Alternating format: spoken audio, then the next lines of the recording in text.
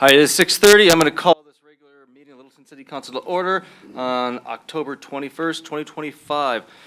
City Clerk, roll call, please. Mayor Schlachter. Here. Mayor Pro Tem Barr. Here. Councilmember Grove.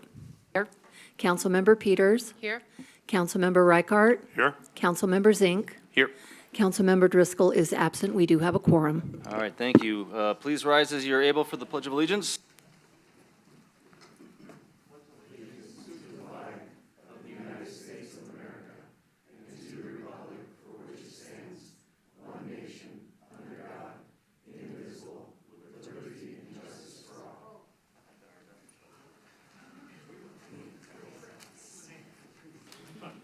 All right, next item up is approval of the agenda. Council's had a chance to review the agenda. Any changes?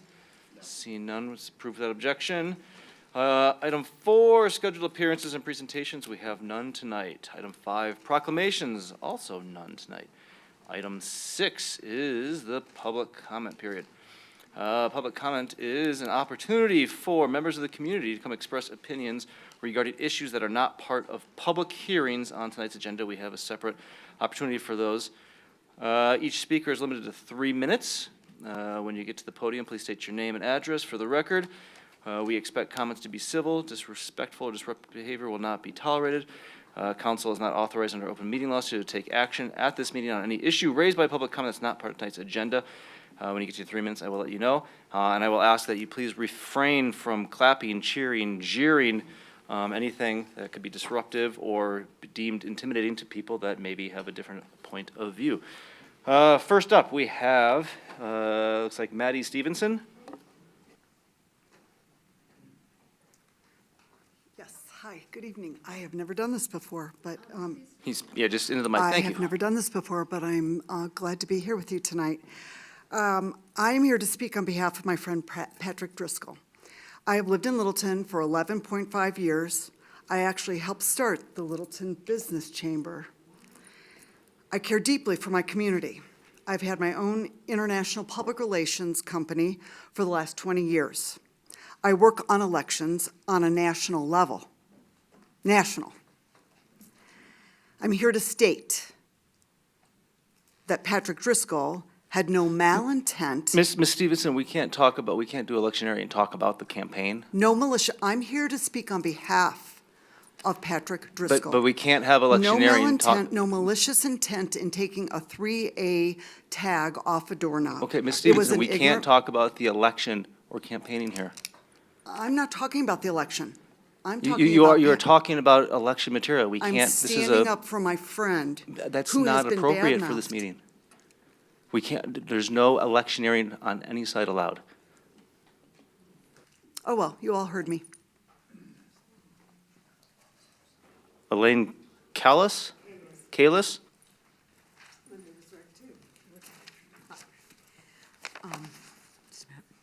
I'm here. Can you pull the mic down? Sorry. Thank you. Do I say Elaine Kalis? Thank you. And I live at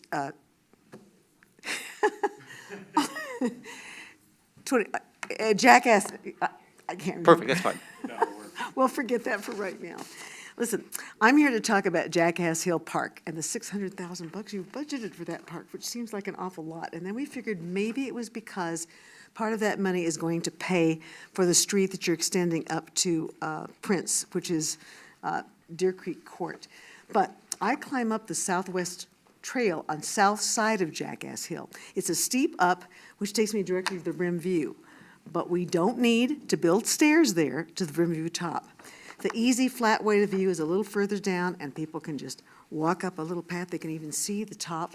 They can walk up that path. So we don't need to build stairs there. This should be the only paved path used for wheelchair, walker, and cane users, since it easily goes to the Rim View. If you pave this path, you'll also need to pave a continuing narrow strip at the rim for wheelchair walkers so they can use, and cane users so they can view it more easily. But we do not want or need benches, shrubbery, or anything that, or a paving of the side area west around the rim. All kinds of people go up there. They spread their blankets out there on the ground and they picnic. read or rest as they watch the sunset. We don't need benches or paving of other social trails, and there are 5 of them up there. Last night, someone sat on a blanket, bicycler came up, dog walkers were there, and we all came up, all 5 of the social paths from there. We use them. At the rim where we stand to watch the sunset, there are houses down below, and we just look across the top, and sometimes we stand 30 feet back, and the rim view blocks the houses, so we just look happily at the trees in their beautiful autumnal, gorgeous state, and the foothills and the sunset. It's just gorgeous. The area around the rim is hard-packed dirt, which is okay with us.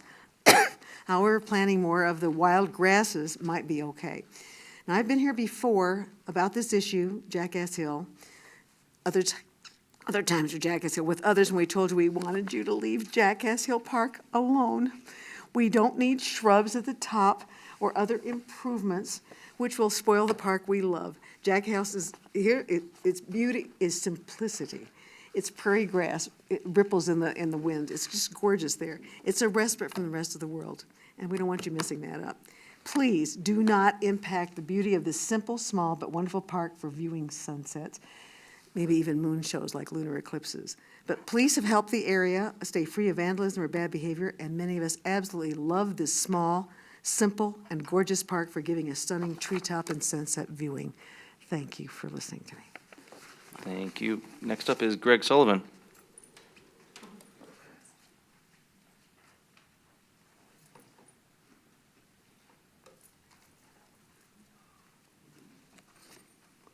Good evening, Council.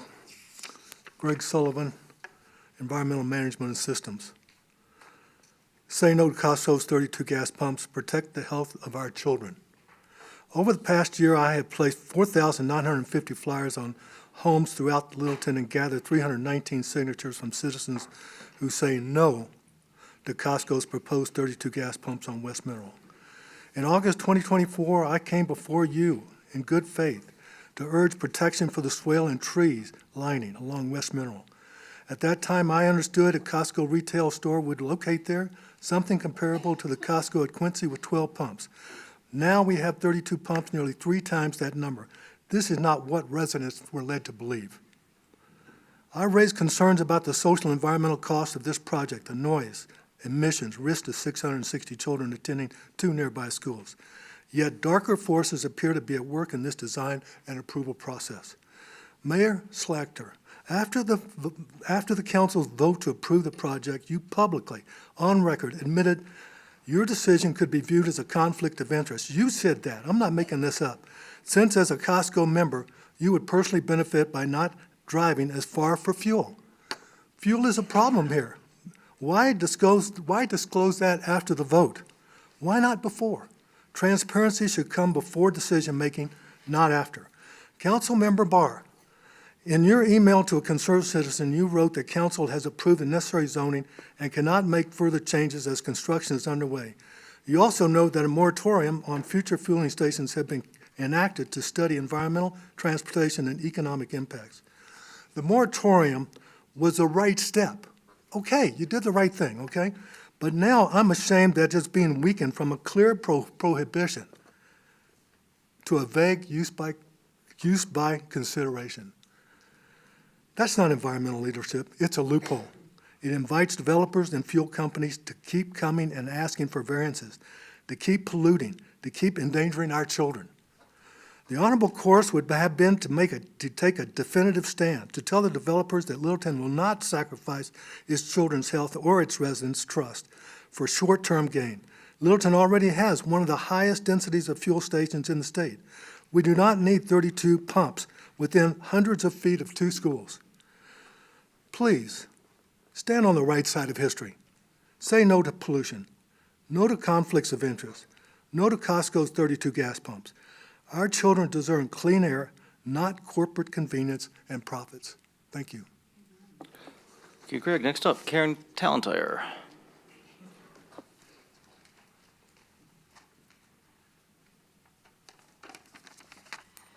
Karen Talentire, 5356 South Crocker. The GDP of Venezuela is based on Venezuela having the largest crude oil supply in the world. Wikipedia says it's about 110 billion. Apparently, most of that is in the hands of a few bosses of the Venezuelan cartel, also known as the Venezuelan government. U.S. warships are off the coast of Venezuela, and if you missed the details, this never was mainly about drugs. It sounds like the idea is to get rid of the Maduro regime. The Maduro regime ignored the fact that Venezuela voted Maduro out last year when the expected rigging of their election didn't quite work out as expected. However you feel about regime change, it could be interesting to see what happens in American elections when the oil wealth of Venezuela is no longer behind the software inherited by all American election machines. It's already interesting to see what's happening to our gas prices, though I don't know if that's actually related to pressure on the largest crude oil supply in the world. Speaking of American election machines, isn't it interesting that our Dominion machines, which are the gold standard, and we trust them so completely we don't need to know what's inside them, that company just got bought out for rebranding purposes. And the company just cleaned out its headquarters in Serbia. Now, why does a U.S. election machine company have headquarters in Serbia? Why does a company trusted with counting the votes our government's legitimacy is based on, why does this company feel the need to shred its information in Serbia? I mean, we do have Dominion emails showing they could and did change votes in Colorado from Serbia, so what more is there to shred? Anyway, a Dominion by any other name would smell as bad, and Dominion's latest rebrand did not make it more trustworthy. After all, before it was Dominion, the same entity was Sequoia and Diebold. And before all that, it was the software developed in Venezuela for Hugo Chavez. So this is your election 2025 reminder that this is a system used by the county you trust with counting the votes of Littleton citizens for Littleton government. Whoever loses the race for mayor might want to ask questions, such as whether Arapaho changed this election's cast vote records without telling anybody, as they did the 2020 cast vote record, or whether this election shows impossible mathematical synchronization like Arapaho's 2020 and 2024 elections. Just wanted to remind you all about the issues with having Arapahoe County conduct unprovable elections on our local questions. And a final reminder, we have quite a number of citizens in Littleton who graduated from first grade and thus are capable of doing the math to hand count paper ballots and add up the votes on them. Thank you. Thank you, Karen. Next up, Pam Chadbourne.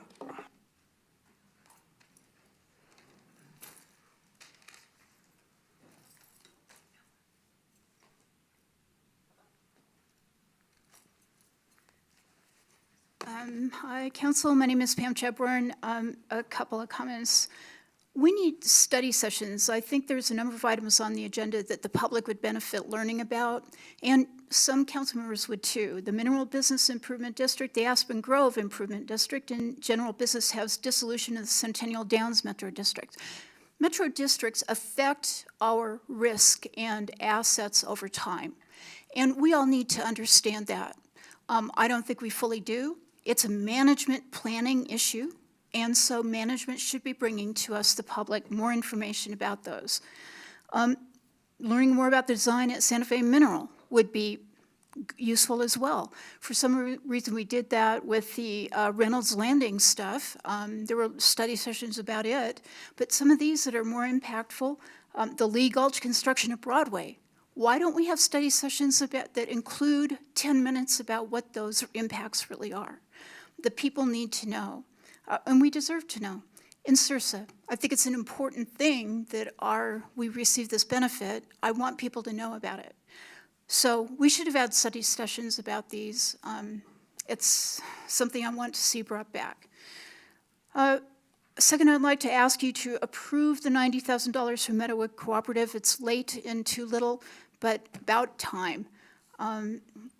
I'd like you to approve Ordinance 24, extend the temporary moratorium on fuel stations. As Greg had said, 32 pumps is too many. We need to not allow that. I hope the outcome is to stop the 32 gas pumps there. Another is to prevent fuel stations within a half mile of the South Platte, or within 2,000 feet, let's say, of the tributaries to the Platte. When we approved Densler, we approved channelization of what was a wonderful wetland. It was awful. and nobody knew about it. So we need to look at this more. Not that I think our planning staff is going to do that, but we should be spending that time on that. And people should be thinking of those questions to demand before they ask approval for that. For general business, please approve the South Metro Waste Diversion Plan. I do have questions about greenhouse gas inventory. It seems like a lot of work and staff time for return on investment. There are many green initiatives that are within the powers of municipal governments that we can pass without having a greenhouse gas inventory. We don't need to know it to pass early regulation to take care of 80% of those impacts. Finally, I've got a concern about recent staff presentations to Historic Preservation Board and to Environmental Stewardship Board. Historic Preservation is actually a committee. The two recent things seem to have brought by special interests behind the scenes. Thank you, There's Pam. no other good reason for them. Next up Please pay is Mark attention to Harris. those. Thanks.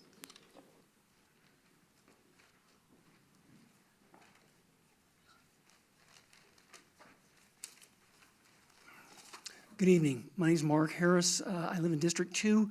I'm a member of the board of Rooted in Littleton. I'm here just to talk a little bit about the results of the city's lawsuit against ballot measure 3A. The city filed a lawsuit against 3A on September 5th, 2025. You folks said you needed to file a lawsuit before the election on November 4th so that you can make sure that 3A was constitutional. You folks dismissed your lawsuit 5 weeks later on October 13th. Why? What I heard at the last city council meeting was that, well, the city couldn't get a decision on the constitutionality of 3A before the election date of November 4th. But the truth is that the city never asked the judge for a ruling. You folks spent over $20,000 filing a lawsuit against 3A. You filed the suit, you had one hearing, and you dismissed. It was a complete waste of money for nothing. You also forced Rooted in Littleton to spend thousands of dollars to defend 3A for no purpose whatsoever. After you filed that lawsuit, you could have sought a ruling from Judge Feiga, but you didn't ask for expedited briefing on that issue. You didn't ask for an expedited hearing on the issue of constitutionality. You didn't ask for an expedited ruling. You never asked. At the first regularly scheduled hearing, and there was only one in this case, on October 9th, Judge Feiga appeared, and the first words out of your city attorney who filed the lawsuit, not this city attorney, the attorneys that you hired to file this lawsuit, the first words out of his mouth was not to ask for a ruling, he asked for a stay. His first words, he asked to stop the case until after the election. He didn't want a ruling. Judge Feiga took about 20 seconds and denied that stay request and said to the city, you have two choices. You either need to file an opposition to Rooted in Littleton's motion to dismiss, because they're saying you have no authority to do what you're doing. So you can either oppose that or you can dismiss it yourself. You have 3 days. And after 3 days, what happened? Having spent $20,000 of taxpayer money, having accomplished nothing, the city dismissed the case. This was an electioneering stunt.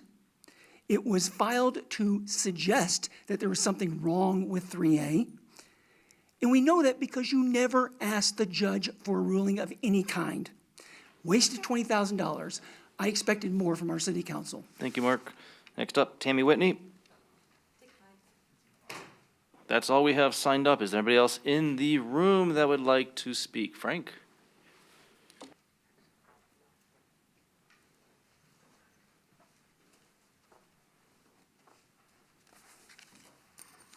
Good evening, City Council. I live in District 4, and I'm here to thank our district representative for scheduling open hours, open door policy at Bemis Library between 9 and noon on Fridays, and encourage all citizens to meet her and talk with Councilmember Peters. Thank you.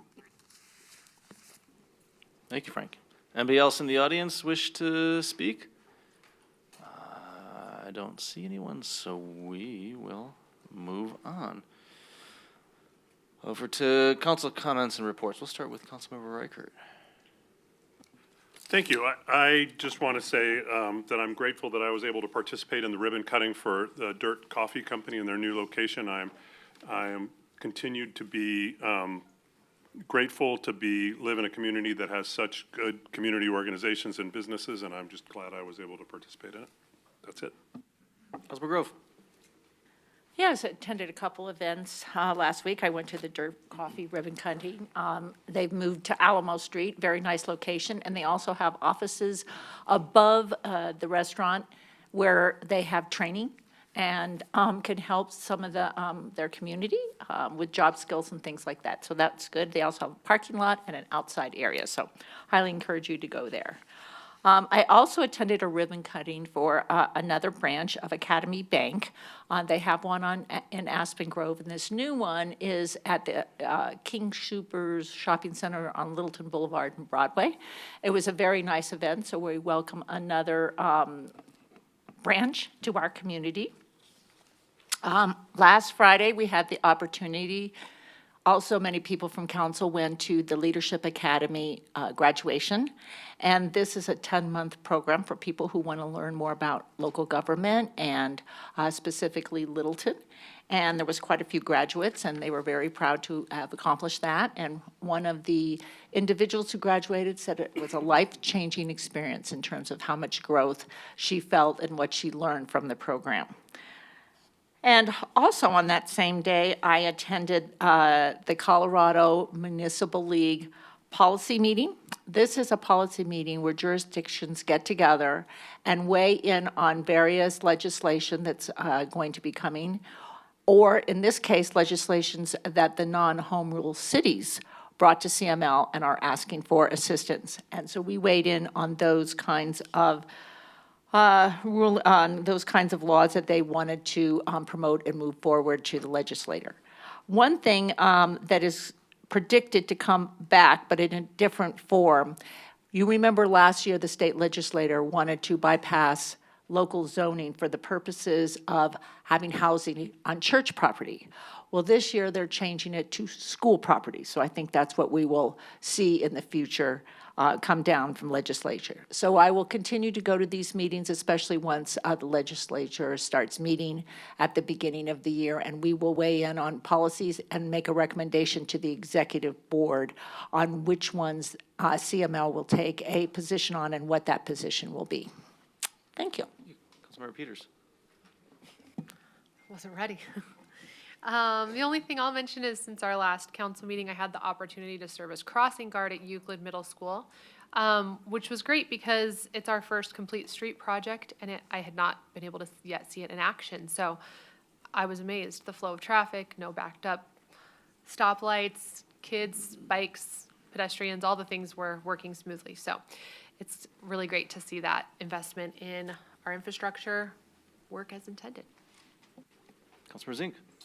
Yes, thank you, Mayor. I was able to take part in Littleton's first ever Cutting Edge Awards, which was a very cool opportunity. Not really just for me to be able to go talk with some of these business owners and leaders in our community, but to be able to honor them for innovation, sustainability, community involvement in local businesses. We gave an award for each of the 4 districts, city council districts and towns, so there were 4 awards. In District 1, the Town Hall Arts Center was honored for its role as a cultural touchstone and economic driver. They attract over 35,000 visitors to Littleton every year, which then, those folks wind up going to other businesses downtown, and it's also just an important place for community involvement and to have art in our community.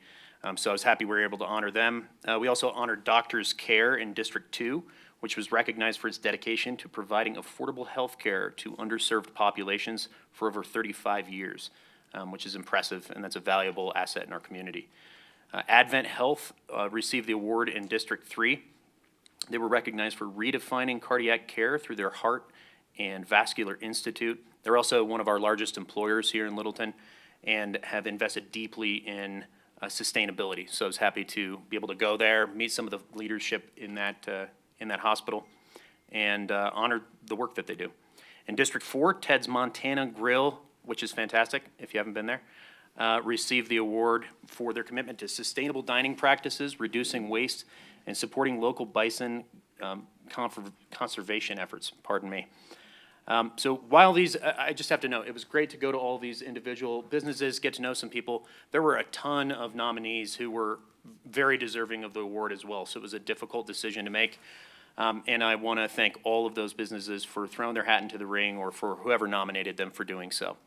I also want to thank Rachel King for taking the charge on this, and the other city staff that participated in that. It was a great opportunity. Thanks. Mayor Pro Tem? Yeah, I got a lot of words. Sorry.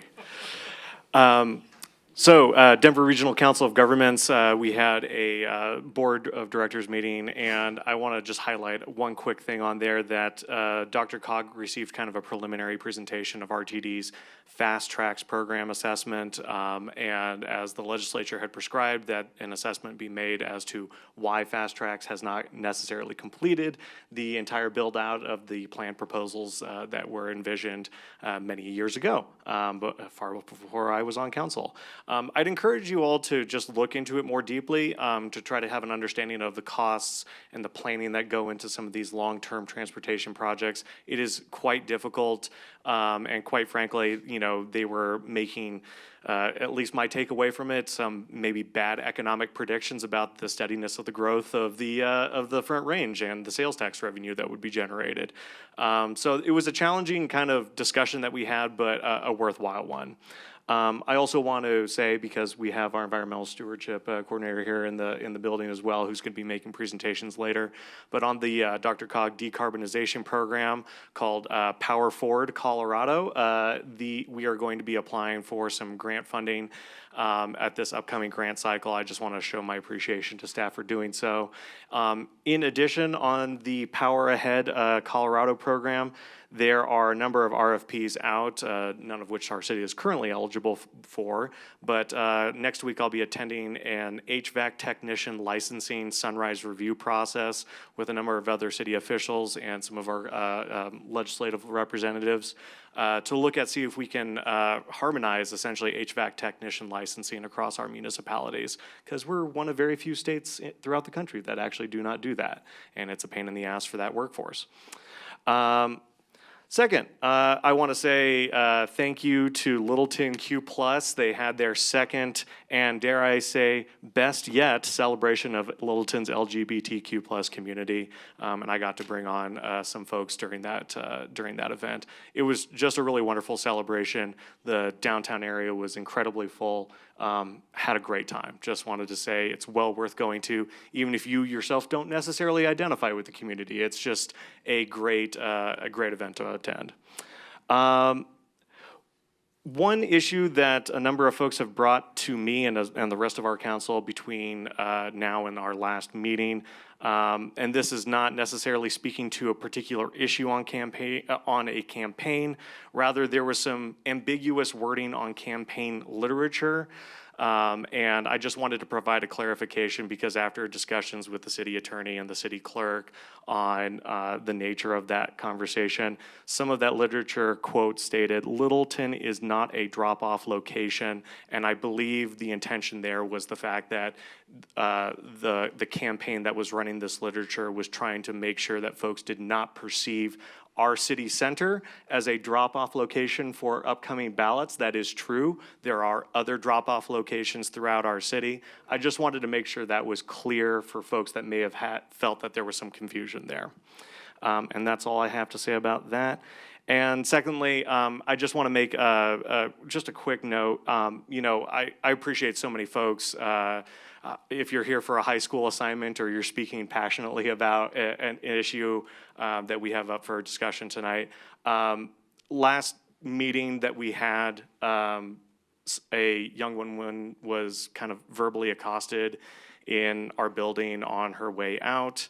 Thankfully, there was no physical altercation, but I do want to say, I think everyone has a chance to speak their 3 minutes up here. And then as we leave the building, I think it's just, part of our city culture that we're not going to necessarily try to confront others in the hallways on these issues as we're leaving the building. She was very worried, and we were worried for her. So thankfully, everyone is obviously okay, but I just want to say, if you do have disagreements with each other about things that we're saying here up on the dais or during your 3 minutes on the podium, go ahead and save it for Facebook or Nextdoor. There are great avenues to let loose with all that passion and vigor that you have built up inside you. Thank you. I just want to thank the rest of the council members for taking all the things that I also did along with you guys. I was at those ribbon cuttings with Pam. I was a crossing guard at Little Raven Elementary. I was at the Cutting Edge Awards as well. And I spoke at the Littleton Leadership Academy graduation. Let's see, things that you didn't do. I was at the Mile High Flood District meeting last week. It was a short meeting of the Board of Directors. Surprisingly that 2 of you didn't mention that the LPS Stride is coming up on this weekend, so FYI, that's on the 26th, Saturday the 26th? Sunday the 26th, LPS Stride. Also wanted to recognize that yesterday was Diwali, which is the Hindu Festival of Lights, so everyone that celebrates that, I don't know how to congratulate you on that, but I just wanted happy Diwali. And then, as this is the last regular meeting before our municipal election on November 4th, just want to remind everyone to vote. And that's all I have. So, City Manager.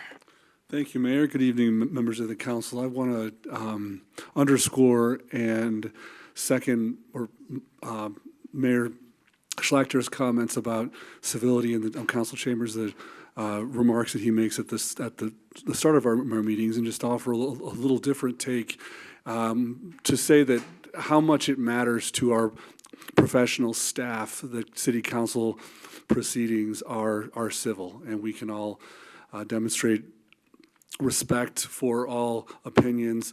I think regardless of how we all feel about the issues that are on council's agenda, our staff spend many hours and take a lot of professional pride in doing the work that comes to our council, and I just wanted to thank council and the public who are here for demonstrating respect for that work as we move forward. We have a lot of items tonight, and so I think that's important. That's all I have, Mayor. Thank you. City Attorney. Thank you, Mayor. If I could respond to Mr. Harris's comments he made earlier. So yes, it is correct. Back on September 5th, the city did file a petition for review regarding a ballot question that was referred to the electors. There was a new statute that went into effect back in August, and it was essentially the anti-growth statute. So there were some questions regarding the ballot question and whether or not it was going to be, 1, constitutional, 2, in compliance with state law. And that's what this council directed the city to do, to see if we can get some level of review prior to this being on the ballot.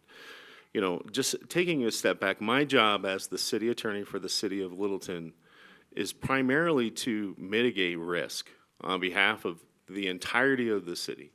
So if I see something that the city is doing, if something's happening to the city, I have an obligation to seek answers, to try to mitigate that risk.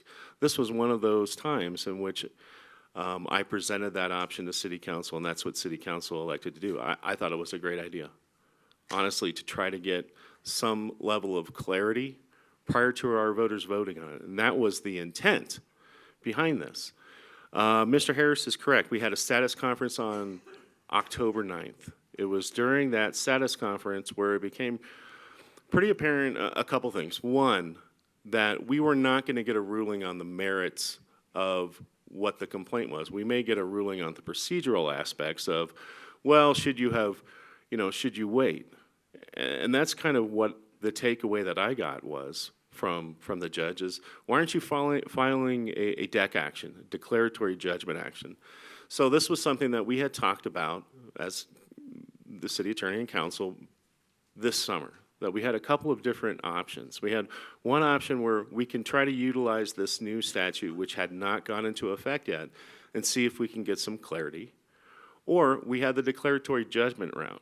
One of the concerns that I brought up about that was concerns about the court finding it not ripe for actual review, because in order for courts to rule on something, you generally need to find out if the ballot question is passed. So a court would look at it and say, well, wait a minute, why am I trying to look at this now? This is kind of a hypothetical. We don't deal with hypotheticals. Come talk to us when there's a case in controversy. So that was the concern about waiting and filing a DEC action, is we weren't going to be able to get clarity on the question before the election. So in terms of the status conference, correct. The judge gave an expedited response time. They said, file your response by Monday, and that was in response to RIL's motion to dismiss on the procedural grounds, primarily procedural grounds. And then they would have an opportunity to file their response, or their reply, that Friday. So taking a look at this, understanding what the court was saying, it seemed to me that this court was saying probably the better way to do this is to do a DEC action, to wait and find out whether or not this passes. And if it does pass, then perhaps there's an opportunity for the city to get more clarity at that point. But it's premature right now. Until we know if this passes, there could be an entirely new council who loves this ballot question if it passes. I don't know that. But the thought of actually going through, responding to that motion to dismiss, and then most likely what would have to happen is we would have to amend our petition. And I'll go back to this. It was a petition. So we weren't suing RIL. RIL was able to intervene. Just like the Attorney General was able to intervene. They chose not to, but it was an opportunity to, not a requirement. So if we were to go forward with the petition, most likely what we were going to have to do is amend that petition, change it, add some stuff to it, add the declaratory judgment route to it. And the thought at the end of the day was, regardless of what we do, we're not going to get an answer to the questions that we have on this. So let's wait. Why are we going to spend a bunch of money right now if we know for a fact we're not going to get the answer right now? So that was the decision. That's what I presented to City Council. We agreed. We should step back on this right now. It doesn't mean that our questions are answered, that we don't still have the same questions, and that we will not be forced to address those questions one way or another in the future. But for now, let's find out what happens. That's my report. Thank you. Thank you. Next up, you good? Do you want to take a quick? Okay. Well, it'll probably take me a while to get through the consent agenda here. Item 8 is consent agenda. Consent agenda items can be adopted by a simple motion. All ordinances must be read by title prior to a vote on the motion. Any consent agenda item may be removed at the request of a council member. A, Resolution 92, 2025, resolution approving the Fourth Amendment to the Intergovernmental Agreement with Mile High Flood District regarding design and construction of drainage and flood control improvements for Lee Gulch at Broadway. B, Resolution 106, 2025, approving the renewal of property casualty liability insurance coverage through Colorado Intergovernmental Risk Sharing Agency, or CIRSA. C, Resolution 97, 2025, excuse me, approving the 2025 operating plan and budget for Aspen Grove Business Improvement District. D, Resolution 98, 2025, approving the 2026 operating plan and budget for Mineral Business Improvement District. E, Resolution 82, 2025, approving the Fourth Amendment to the Professional Services Agreement between the City of Littleton and HDR Engineering, Inc. for design services on the Santa Fe Drive and Mineral Avenue intersection improvement project. F, Resolution 114, 2025, approving a funding request for Meadowood Cooperative. G, Ordinance 24-2025, an ordinance on first reading extending a temporary moratorium on the submission, acceptance, processing, or approval of any new application related to fuel sales retail within the city of Littleton for an additional 180 days. H, ID 25247, motion to approve minutes of the October 7th, 2025 regular city council meeting. I, ID 25244, motion to approve the minutes of the October 14th, 2025 special meeting of city council. Move to approve consent agenda items A through I. Second. I have a motion to approve the consent agenda in its entirety. Any discussion, council? Seeing no discussion, voting is open.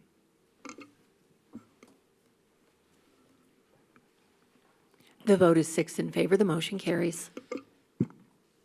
Great, thank you. Moving on to item 9, general business. We have several items on general business tonight.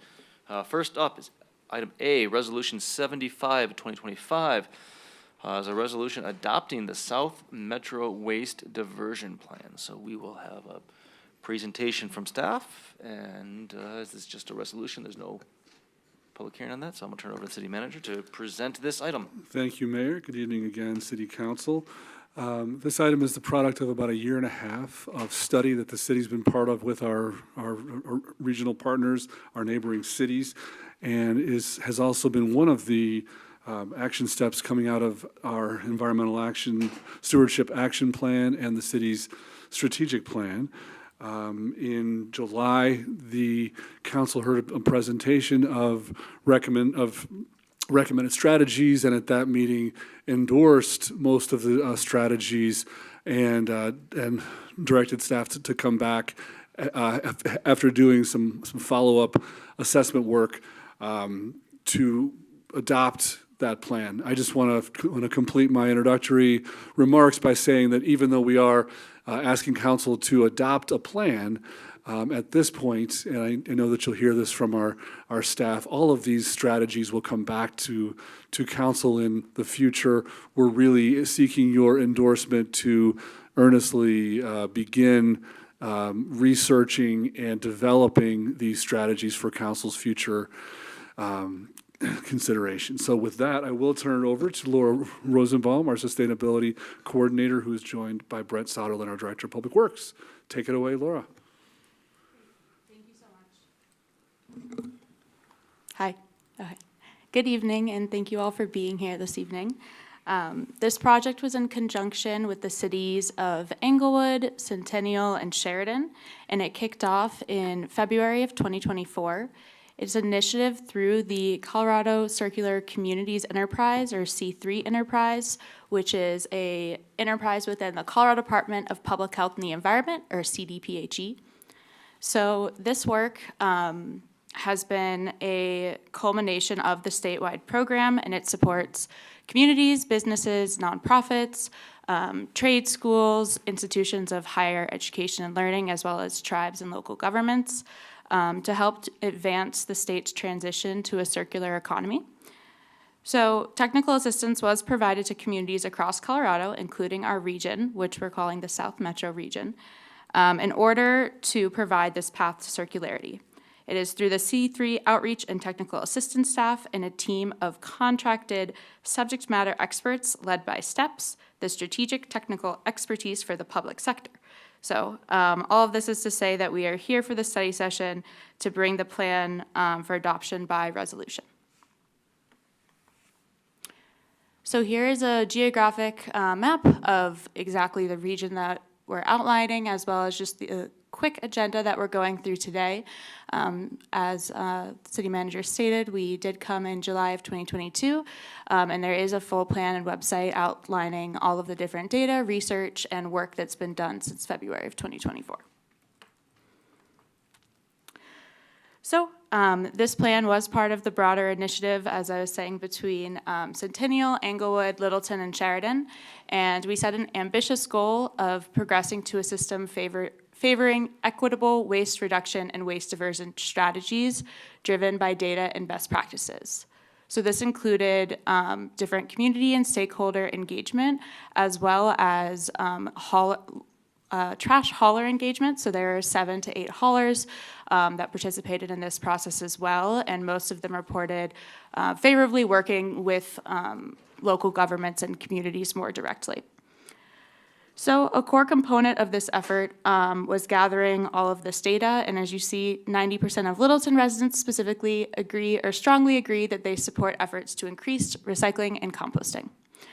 So as our city manager mentioned, anything that we do tonight is a blueprint of a plan. So this is giving us the pathway to go through all of our different citywide and regional initiatives rather than the green light on each one specifically. So any strategies prior to implementation would have to be brought before council, either by ordinance or resolution, or prior to any type of adoption. So this just helps us to prioritize as a region and as a city what we're focusing on and how we're going to carve the way forward, knowing that any future council will have the opportunity to see all of this again, item by item. So with that, I'm going to go back through these 9, which we discussed in July, but just call special attention to what our proposed timeline is. And so next year, we're largely focused on community outreach and engagement, and the consideration of hauler licensing, which would start in Q3 of next year, as well as an equal space ordinance. Just as a reminder, because I know this is not on the top of everyone's minds, equal space ordinance just means that commercial and multifamily structures must provide an equal amount of space for trash and recycling dumpsters. And so it does not retroactively apply to existing buildings, but this helps provide a path for that infrastructure for these larger buildings. And then a hauler licensing program and equal space ordinance would have to go back through council. And so we've been speaking with the other cities, and Englewood already has a licensing program, and Sheridan has a contracted hauler, which you might also have heard as single hauler program. So neither of them are going this path, but this is a similar path that Centennial will be pursuing next year on outreach and education, as well as the hauler licensing component. So we also have our regional goals, and just because the project has ended, we have not stopped communicating and working together to drive these forward. So the third one of supporting efforts to increase multifamily and commercial access to recycling and composting services is largely going to look like different types of engagement with said building owners or developments. And so we've been working together to figure out what our consistency and shared messaging will be so that we can decrease confusion both at the building level and for the actual people picking up the waste. The regional recycling drop-off center would be something that we would explore more so in 2027. And then you'll see that the organics diversion is further out, mostly because the state hasn't fully aligned what these goals might look like, as well as this is a much larger financial effort that we will need to think through as a region a little bit more specifically. So you might be wondering, why hasn't this already happened? Why can't it happen tomorrow? I feel the same way. However, this does impact everyone. We all have trash. So that is why we're going to spend a fair amount of time next year to unpack this nuanced issue. There are a lot of different state laws at play and ways that we can leverage different state opportunities and funding, such as extended producer responsibility funds. And it's going to lead also to higher diversion rates from landfills if people understand not only why this is important, how they can be part of the solution, hopefully figuring out how to save our residents money as well in the process. All of that takes some time just up front so that we can bring people along with us and meet them where they're at.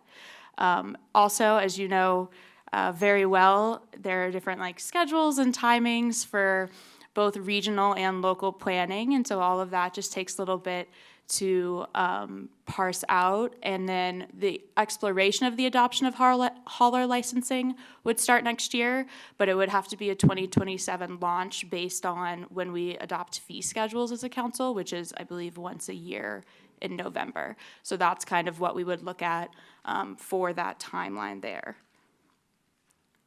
And then this is just a concise list of next steps. So we're hoping tonight that you'll adopt the South Metro Waste Diversion Plan. knowing that next year we will be coordinating education and outreach, both citywide as well as with our neighboring jurisdictions, and then hoping to develop hauler licensing as well. And that's all I have.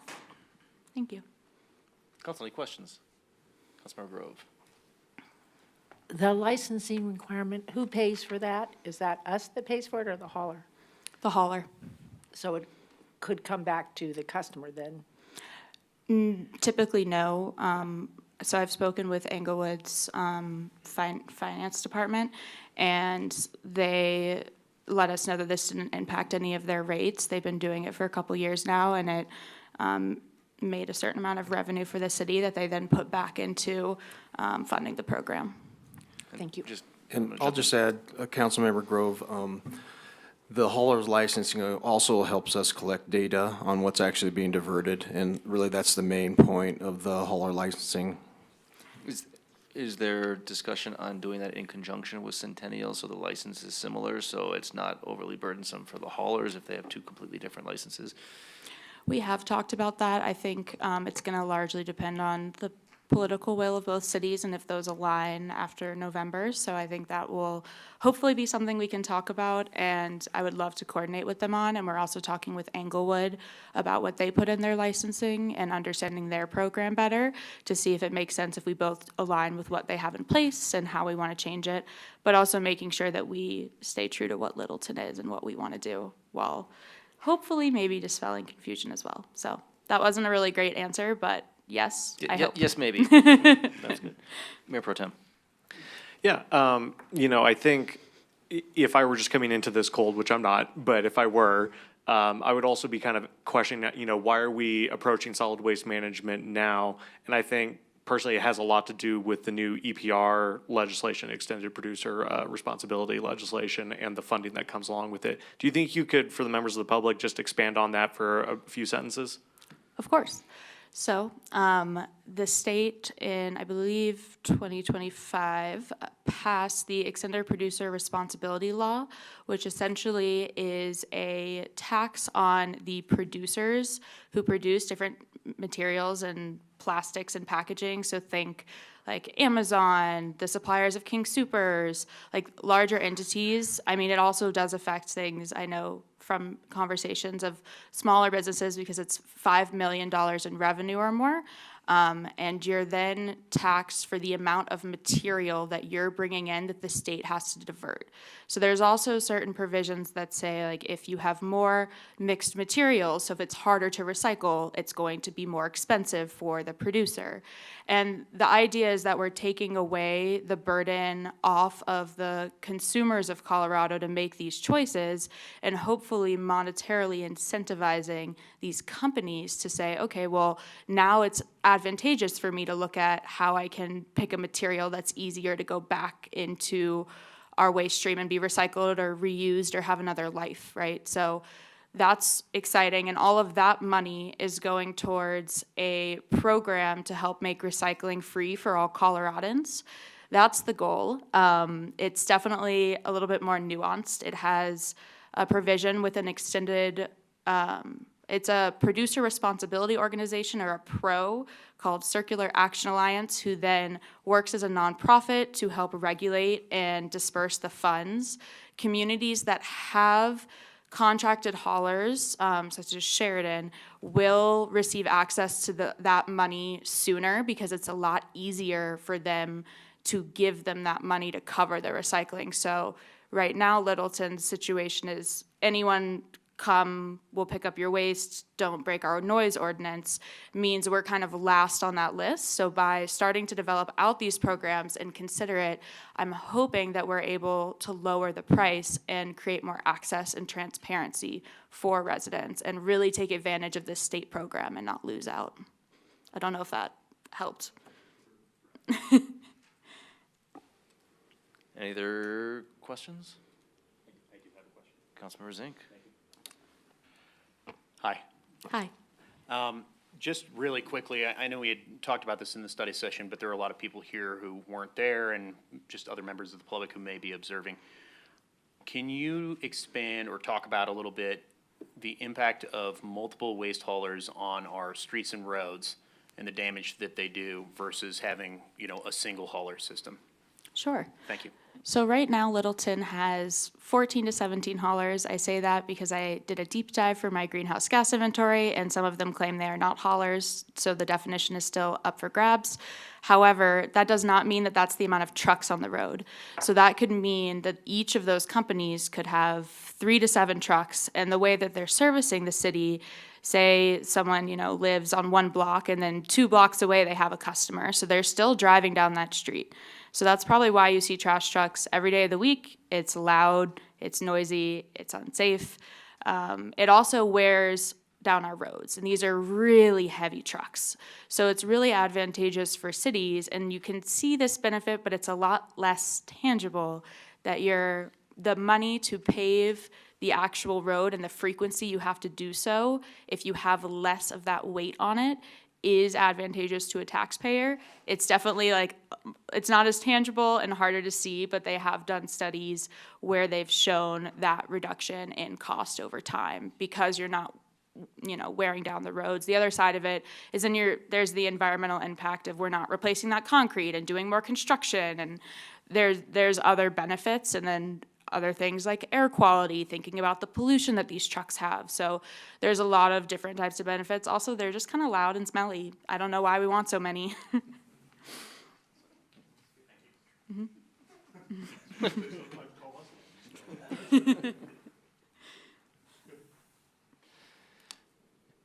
Any more questions? All right, well, if anyone wants to make a resolution or a motion about the resolution.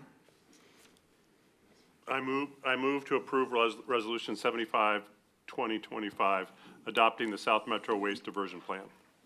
Second. We have a motion and a second. Council, any further discussion? Mayor Pro Tem.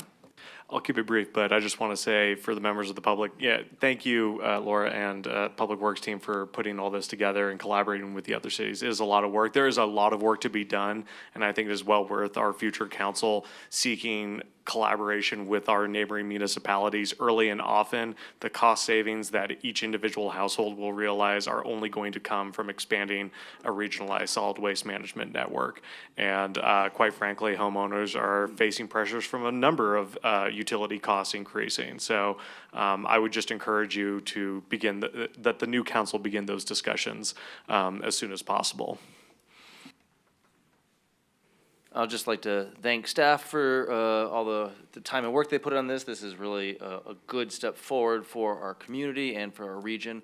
And I know it took a lot of time and effort, and I think it's important to go and do this. I know we've heard we can just adopt some of these things, but the process matters. Having these studies done, getting community buy-in is really important to do this. So while things like this take a lot of time, probably longer than most people want, we're still talking about single hauler trash, years later, and it's obviously in that timeline still not on the near-term horizon there, but it's important that we go through the process properly and thoroughly there. So I want to thank you all for that. Seeing no other comments, I will open the voting to approve Resolution 75. It's open. The vote is 6 in favor. The motion carries. Thank you so much. We don't need to have a changeover in staff here, it looks like, so we're going over to item B, ID 25-194, our greenhouse gas inventory presentation. So I'll throw it to the city manager. Thank you, Mayor. This is another of the key objectives from the Environmental Stewardship Action Plan adopted by Council a couple years ago. And I will turn it right over to Laura for this presentation.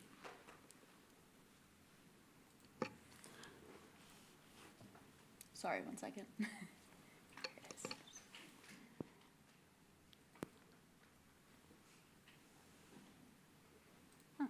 Great.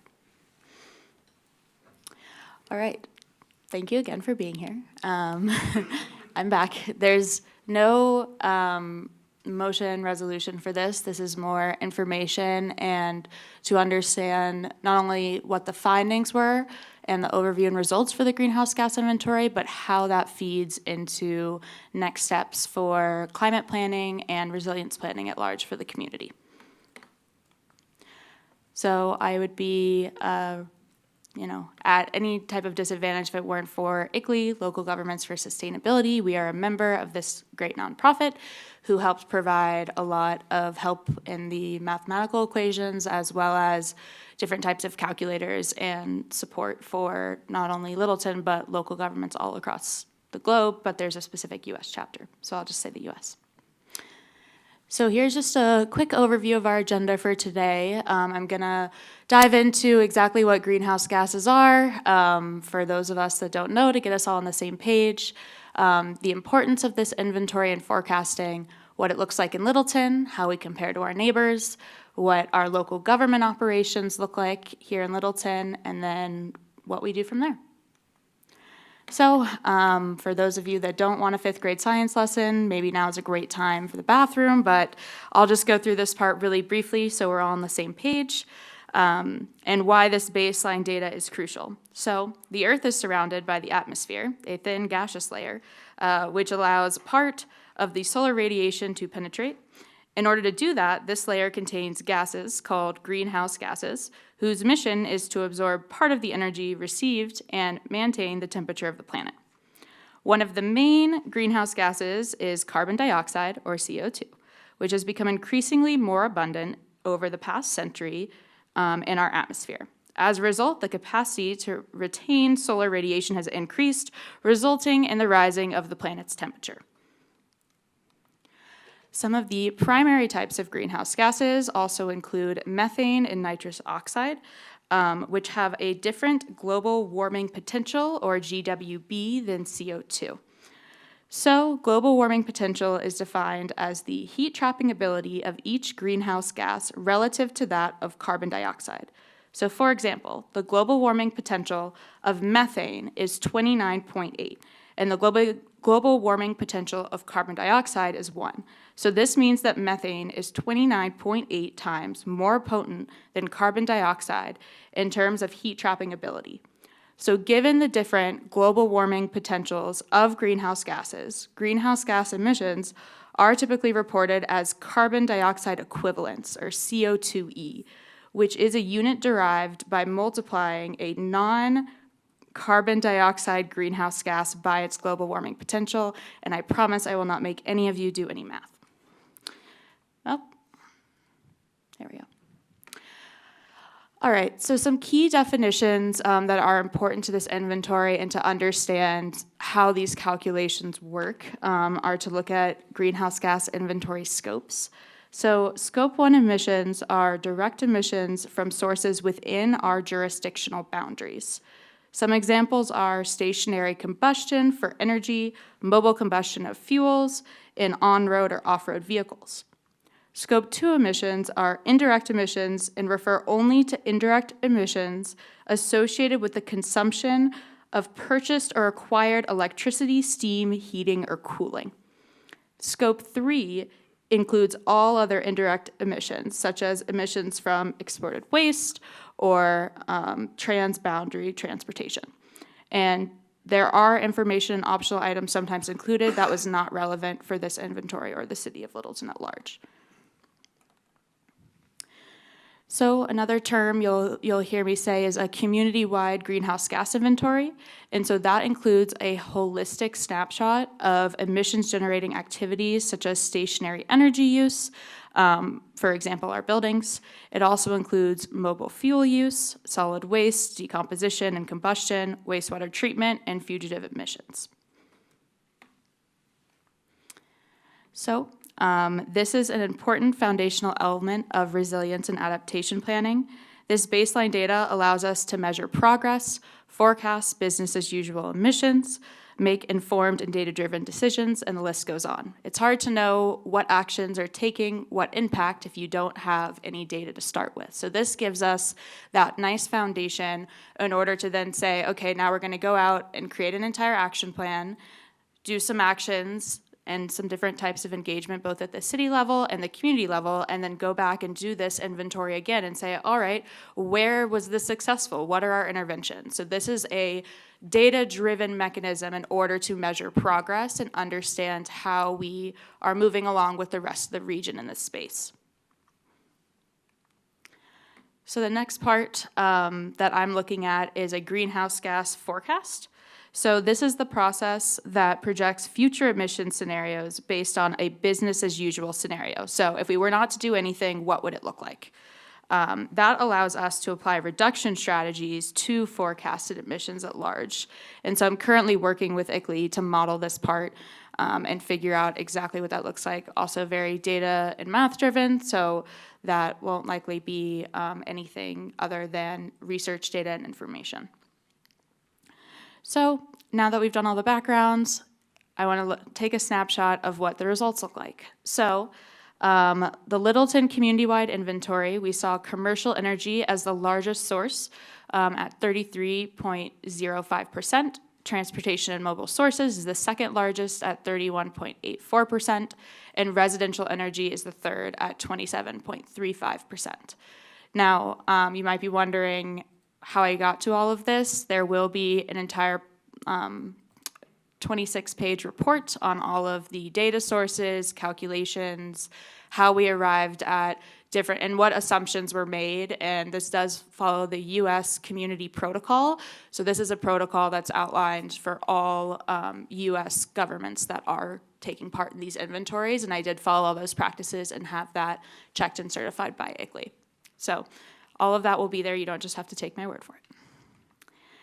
Now, I want to just take a quick look at how Littleton compared to some of our neighbors. So please keep in mind that this comparison can't really truly be correct and direct because one-to-one comparisons are hard with population differences. Furthermore, I will note that Lakewood conducted a much more robust analysis and has been conducting more greenhouse gas inventories for much longer than both Littleton and Englewood. So we are actually about on par with neighboring jurisdictions. You'll see a really giant number for commercial electricity usage per capita for Englewood, and that's actually a number that's inflated because of our wastewater treatment plant, South Platte Renew. So that's located within the physical jurisdictional boundaries of Englewood, and those emissions have to be accounted for by the city itself as a result. And so even if they weren't consumed by Littleton residents, it's 300,000 people that they have to then put into their community-wide inventory. And then I'll also note that MTCO2e is metric tons of carbon dioxide equivalent. So I also did a separate inventory for local government operations, and they are considered a subset of the community-wide inventory that I conducted. So data on commercial energy use by community includes energy consumed by municipal buildings. However, I pulled all of that data out to paint a clearer picture on how the city can adjust our operations to reduce our emissions alongside the rest of the community. So here is a snapshot of our local government operations inventory, and I want to say it looks like it's overwhelmingly our water and wastewater treatment facilities, which I also think is similarly misleading to what we just saw with Englewood and their community-wide inventory. So I'm going to explain a little bit on how and why we got there. So Littleton co-owns and operates South Platte Renew, which is a joint venture with Englewood for our wastewater treatment. And they serve a population, as I said, is about 300,000 in the South Metro area. And since the facility is located within Englewood's city boundaries, that becomes their community-wide inventory. So for us, that was considered scope 3 outside of our jurisdictional boundaries. However, for the local government operations inventory, we have 50% operational and financial control over South Platte Renew. So it is then considered scope 1 emissions for government operations. However, there are many reasons I don't think that the water and wastewater of mostly South Platte Renew in this inventory is the best point of intervention. A lot of you already know this, but the renewable natural gas or RNG pipeline injection project is one of the first in Colorado of its kind. That facility offsets an annual 3,500 metric tons of carbon dioxide equivalent relative to flaring biogas. So this is just one example. They've had a sustainability team for years, and I'm been hoping to meet with them and work with them a little bit more to understand those nuances, but they have been working in this space. And I wanted to see what it would look like without that. So if we pull out water and wastewater, you'll see that our largest source of emissions are city buildings and facilities at 56.5%. Our vehicle fleet is the second largest at 23.9%, and employee commute is the third largest at 13.3%. And again, all of this will be in the full inventory as well as the breakdown and explanation of what I just explained with the wastewater treatment plant. So these are just some overall key principles for next steps. Planning should incorporate rapidly changing trends, particularly around grid decarbonization and the advancement of heat pump and EV technologies. Programs should take holistic approaches, including looking at health, resilience, and equity. So for example, thinking about how we can make Littleton a healthy city while addressing community resilience at large.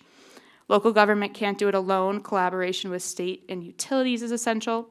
And inventories provide the foundation for informed decisions and transparency. So the question wasn't whether or not to create the inventory, but how to do so efficiently and with a level of effort that's proportional to the city of Littleton, more specifically. So next steps for Littleton. This inventory leads into a larger plan. We're phasing out a resilience and adaptation plan, which will take this baseline assessment, climate models and projections, along with a climate risk and vulnerability assessment to create tailored, data-driven action items. We are currently working on the models and projections. The climate risk and vulnerability assessment is planned to kick off January of next year. That process involves regional input from emergency managers, first responders, and community members here in Littleton to identify local risks and hazards. So plug for anyone here that wants to participate, I will be reaching out about community outreach and engagement. And through this data, research, community engagement, I believe that we can identify how we'll implement these emissions reduction strategies to make Littleton the best place to live, work, and recreate now and hopefully for many years to come. Thank you. Thank you. Council, any questions or comments? Councilman Reichert. Thank you very much for this work. I kind of one question and then well, two questions. So can you expand upon kind of what you mean by resilience? Sure. So there are a lot of different definitions that we can look at for resilience, but I think it's important to look at it holistically for the community. So how will and is this community prepared for the future? So based on what I was saying at the beginning, like if we're all starting on the same page that we know climate change is coming, we know that we have a changing environment which creates more storms and wildfires that are more unpredictable, how are we not only adapting as a community to understand what that means, like with grid hardening and understanding if we were to have a power outage, what that would look like if we had microgrids and solar, but also how fast the community can bounce back from said disaster. So thinking about how quickly we can feel like we can go back to a status quo, but I think it has to be paired with the adaptation piece because it's also saying how are we preparing for the future and not only reacting. So I'm kind of pairing them together. Thank you. I know I and many of my neighbors have a lot of concerns about wildfires with our open space and parks, including Kettering Park. And so would this engagement in this vulnerability, that assessment, would that be the appropriate place for myself and my neighbors to kind of express our concerns and try to learn more about how possible fires there, I think, and also along the South Platte can impact our neighborhoods? Definitely. I've been talking with Jefferson County Open Space as well as the county, Arapahoe County, Douglas County, our South Metro Fire District as well. And so getting all of them on board and understanding not only what we can do individually, but how we can come up with different types of funding streams and sources for people to understand what native grasses might make fire worse or where you should trim something and at what time of year, and making all of that a little bit easier, but also as a space to share concerns as well as any solutions, because I like to think that a lot of people have good ideas and that could be a great space for it. So it will definitely be included in that. Yeah, we definitely have a lot of concerns and we'd like to think more both about grasses and also just, you know, what happens, we have a lot of dead trees and how that impacts the possibility of impacts from fire. So thank you very much. Mayor Pro Tem. You don't have to roll your eyes. Again, thank you so much for doing this. And I also want to shout out to the Environmental Stewardship Board. They are our, you know, kind of most newest constituted committee in our city. And I think if it were not for the pairing of our staff's expertise as well as the pressure from residents and citizens sitting on this board and prioritizing this work, I don't think we would see it kind of come to fruition as soon in that board's life as we have seen it. And it's really appreciated that we're doing so. I will also say, you know, to one of the public comments regarding like, why do this? There are plenty of actions that we can be taking right now. That is true. There is no, this is not an either or proposition in terms of taking immediate actions as we were just doing with solid waste management and having common metrics by which we are planning for that longer term. I will say that there are state and regional targets and goals with regards to air quality and very tangible, livable, and concrete impacts on people's lives, whether that be our transportation systems, whether that be our regional housing studies, whether that be regional water consumption. These things are all working within a network, and greenhouse gas inventories are a way to have a common series of metrics by which we can focus our time, money, and effort on all of these priorities for our citizens. So yes, if you look at greenhouse gas emissions as a standalone subject, yeah, it can seem as an academic exercise. But as you've just witnessed tonight, we are translating that into real, livable, short-term action, just like in our solid waste management work. So thank you again, and thanks to our ESB who didn't show up. Any other comments, questions? I have a question. How, or if at all, will the federal administration's kind of resistance to climate change and kind of dismantling of greenhouse gas and environmental protection issues affect us with our next steps moving forward doing things? Are there any issues with that, or is there funding, or is it just what's your? Yes, and so I will say that when Littleton joined Colorado Communities for Climate Action, CC4CA, I've become much more involved in understanding what the state is doing and how we're responding. I can't pretend as if there aren't a lot of programs on the chopping block. So the state is funding, you know, our Medicaid, Medicare system at its highest level it's ever seen to keep up with the federal administration cuts, as well as we've seen cuts to DOE, Department of Energy, Environmental Protection Agency. We've seen dismantlings of rulings. And so as those come up, I can bring them, and I will continually bring them for comments. I cannot comment as a staff member. I can just comment as a person on said rulings, but council members can comment. Mayors can comment, Mayor Pro Tem can comment on any of those at the state level.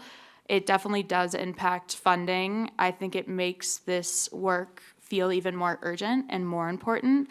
And I have seen in the space at the local level, at the state level, that we're coming up with a new vocabulary. I'm more than happy to come up with any vocabulary that fits. This work will still be important to protect Littleton, our integrity, our beautiful downtown, all of the above, from impacts that humans have caused. So yes, that's all happening, and I'm hoping that the pendulum can swing back to a happy medium. Thank you. Any other questions, comments, council? Well, just thank you again. I'll reiterate the comments that I said before, is that this is all the time and effort you put into this. It's important work to have this information, so as you said, can make informed decisions in the future, so it's really appreciated, and thank you for all of that. And as that was just did it just get darker in here? Presentation, we don't have any action on that, and I think it was the screen went off. Moving on to item C, Resolution 95. I think that's thank you. Laura's trying to get out of here, but Brent's sticking around some more. Item C, Resolution 95, approving a construction contract with SEMA Construction, Inc. for the Santa Fe Drive and Mineral Avenue Operational Improvements Project, City Project Number 20-22. Throw it over to City Manager. Thank you, Mayor. So tonight we have a long-awaited transportation project that truly is of regional significance. For those who've been watching for a number of years, I know that the planning for this project goes back almost a decade, if not that long, and it's been a collaboration of numerous cities along the Santa Fe corridor, and it will have major impacts and benefits for that corridor for the long-term future as the area continues to grow. And this is a project that our team has been working on intently for several years, coordinating and leading. I think it's important council knows that City of Littleton has been the leader, and in CDOT's eyes, we are the lead agency for this project for the region. And so tonight, we are very pleased to bring you a construction contract for your consideration, and also just a little bit of a reminder of the background and purpose for the project and how it will work as it moves forward. So with that, I'm pleased to turn this over to our Transportation Engineering Manager, Aaron Human, and he's also joined by Brent Soderlund, our Director of Public Works and Utilities. Aaron. Thank you, Jim.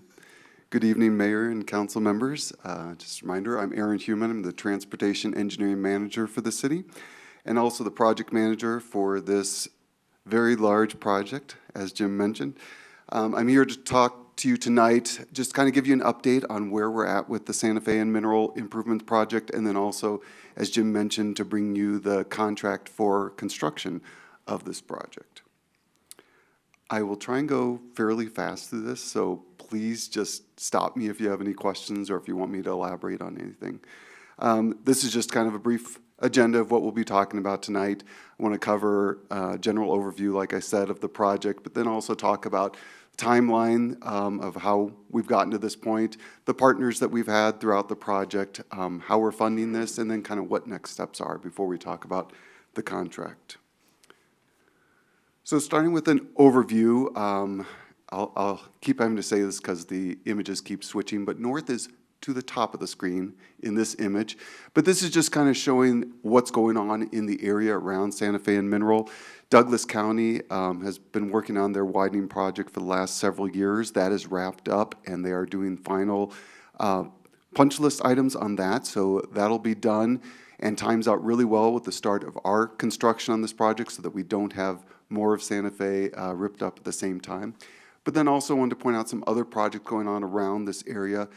Just to the east on Mineral, we have our Mineral Mobility East project, which Phase 1 is currently under construction and Phase 2 is currently in design, and that's for getting people on foot and bike to easier access to the light rail station from those neighborhoods to the east. And then we also have the Mineral Station West project, which is another grant-funded project on the west side of the light rail station, where we're going to be making it a little easier for people to get between light rail and the Mary Carter Greenway. We also have several development projects going on that are active in this area, including Evergreens River Park, which is shown in purple on this map, Toll Brothers, which is kind of shown in that blue teal color, and then we also have the Littleton Equine Medical Center, which is going to be up for redevelopment here also, which is kind of shown in that fuchsia at the southern end. And then I didn't want to leave out Aspen Grove, which is also going through some modifications at the top of the screen. The actual project area for the Santa Fe and Mineral improvements includes Santa Fe, basically from about where the Equine Center is today, or if you can think of where the flyover ramp is for eastbound E470, it's kind of from there, north of all the way to north of Mineral, not quite to Aspen Grove Way. And then on Mineral itself, it'll extend all the way from just east of Santa Fe, all the way to the bridge over the South Platte River. And then it'll also include modifications along Platte River Parkway itself, and the new Quadrant Road, which I'll talk about in just a minute. This is give you a sense of the different components of the actual project. So I've kind of have them labeled out here just to make it simple. The gray roadway that you see marked on there is the quadrant road itself, which we will call Nichols Avenue for the east-west portion and Platte River Parkway for the north-south. See, and I didn't do it. North is to the right now on this map. Should have said that on the last one, too. Other components, item number 2 that you see up there in green is a dual box culvert along with item 3, which is a new gulch channel that's going to run along the south side of Mineral and adjacent to it to help with flooding potential in the Santa Fe and Mineral intersection. Item 4 on there is a new signalized intersection of Nichols Avenue at Santa Fe. That will be where the quad road attaches to Santa Fe on that side. And then we also have a new Santa Fe Drive signalized, we also have our first city roundabout that'll be built on the quad road itself where Nichols and Platte River Parkway will connect together. Then we have the Platte River Parkway improvements. We're going to add a new south approach to the Mineral intersection there, which is right by 7-Eleven. We will also be making modifications on the north side of that intersection to Platte River Parkway. There will be the removal of turn movements, all the left turn movements from Santa Fe and Mineral, which is identified as item 7 there in yellow as the intersection. We'll be widening Santa Fe for the portion between Nichols and Mineral to provide a double U-turn. And then the last component I just want to identify on here was that we will be reconstructing all of Mineral Avenue from Santa Fe to the bridge over the South Platte River. Go ahead. Councilman Reichert. So, what's a dual box? A dual box culvert? Yes. Sorry. So it's basically just a conveyance for water to keep it so it doesn't interfere with the transportation system. So it'll take the channel, the box culvert will take the water from the channel underneath the new quadrant roadway and continue it on to the Platte River. Just two tunnels. But it's not. Two side-by-side tunnels, It's yes. not like water and people, it's just. No, sorry, Okay, no, that's it's just for conveying water. And am I the last, is it quad road because there's 4 roads, Santa Fe, Mineral, Platte River, and Nichols? That's why it's quad road? Actually, no, that's not where the Geez, quadrant. I tried. I can elaborate that a little bit later on. So.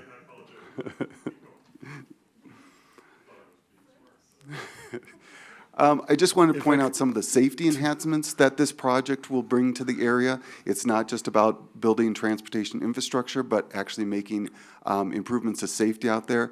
We will be adding what's called a cycle track along Platte River Parkway along the east side. A cycle track is, in this case, a two-way cycle track is accommodations for bikes going both directions, separate from the roadway, separate from pedestrians also. There'll be an adjacent pedestrian space next to the cycle track. And then you'll see a couple places identified by the blue number 2 on here. Those are going to be raised pedestrian crossings, similar to the ones that were put in, around downtown here, around the light rail station and other places around the city. These are to make pedestrians more of the priority as they cross out to channelized islands at those 2 intersections. We also will have a rectangular rapid flashing beacon system, which will control the crossing of the cycle track and the pedestrians crossing the quadrant road, as you see up there in purple. We'll have elements of protected intersections, which is a way of separating the different movements at intersections, the different movements at the intersections, both at the Mineral and Platte River Parkway intersection and the Santa Fe and Mineral intersection. And then we will be building a new trail underpass that'll go along the south side of Mineral and go underneath the South Platte Bridge and then come up on the north side for people who don't want to have to cross Mineral at grade. They'll have this option to go and use this underpass to get to the Mary Carter Greenway, to get to Aspen Grove, Carson Nature Center, anything else on the north side, or vice versa if you're coming from north to go to south. And then the last thing I wanted to point out on this slide was that we have been coordinating with RTD as well. We will be removing the current bus stop that's along Santa Fe, and we'll be rerouting those buses on the quadrant road with bus stops on the quadrant road itself. A little safer than having people access a bus on Santa Fe. I have queued up here a video that's from our website showing how one of the movements will work, just as an example, but I know we have a lot going on today, so I'll give you the option of whether you want to watch this 1-minute video or not. Yeah, let's watch it. Okay.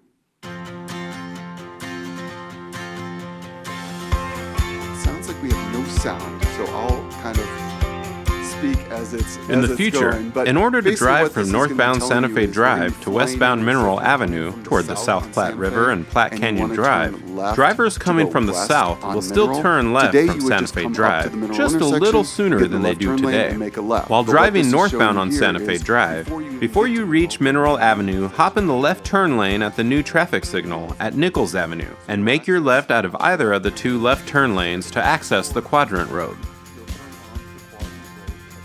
From here, you'll make your way west, then turn right at the roundabout, following the guide signs. This roundabout is the most efficient way to handle all of the Quadrant Road traffic, including the traffic from the surrounding planned development. Once you make that right turn, you'll head north in either lane, and will be able to make your way into either of the two left turn lanes in order to turn left onto westbound Mineral Avenue. Now that you're on Mineral Avenue, proceed to your destination. I know. I can't control that. Just a brief timeline on how this has all come about. As our city manager talked about, this is a project we've been working on for many years. It kind of started with the US 85 Action Plan, which was a plan environmental linkages study that was led by CDOT, but was participated on by coalition of agencies and municipalities up and down the Santa Fe corridor, all the way from C-470 up to I-25. So it included all the way from Denver, Sheridan, Englewood, Arapahoe and Douglas counties, as well as Littleton were participants in that. And as that was going on, it was very evident to staff early on that we were going to have some issues at Santa Fe and Mineral, so we took it upon us to start a study there even while the PEL study was ongoing. And that study found, we looked at both at-grade solutions and grade-separated solutions. In other words, we could have put an interchange in here where you would have ramps, and it would have separated Mineral from Santa Fe, and you wouldn't have any crossings. But we found that the cost was very prohibitive in building infrastructure, that sort of infrastructure there. So we stuck with the at-grade solutions, and what came out of that was a quadrant road solution. So that you know, quadrant road, the reason it has the name is because you're basically taking one quadrant of the intersection and rerouting traffic on that quadrant. So that's where the quadrant road comes from. In this case, we're in the southwest quadrant of the Santa Fe and Mineral intersection. So think of it as a Cartesian plane. You got the x-axis and the y-axis.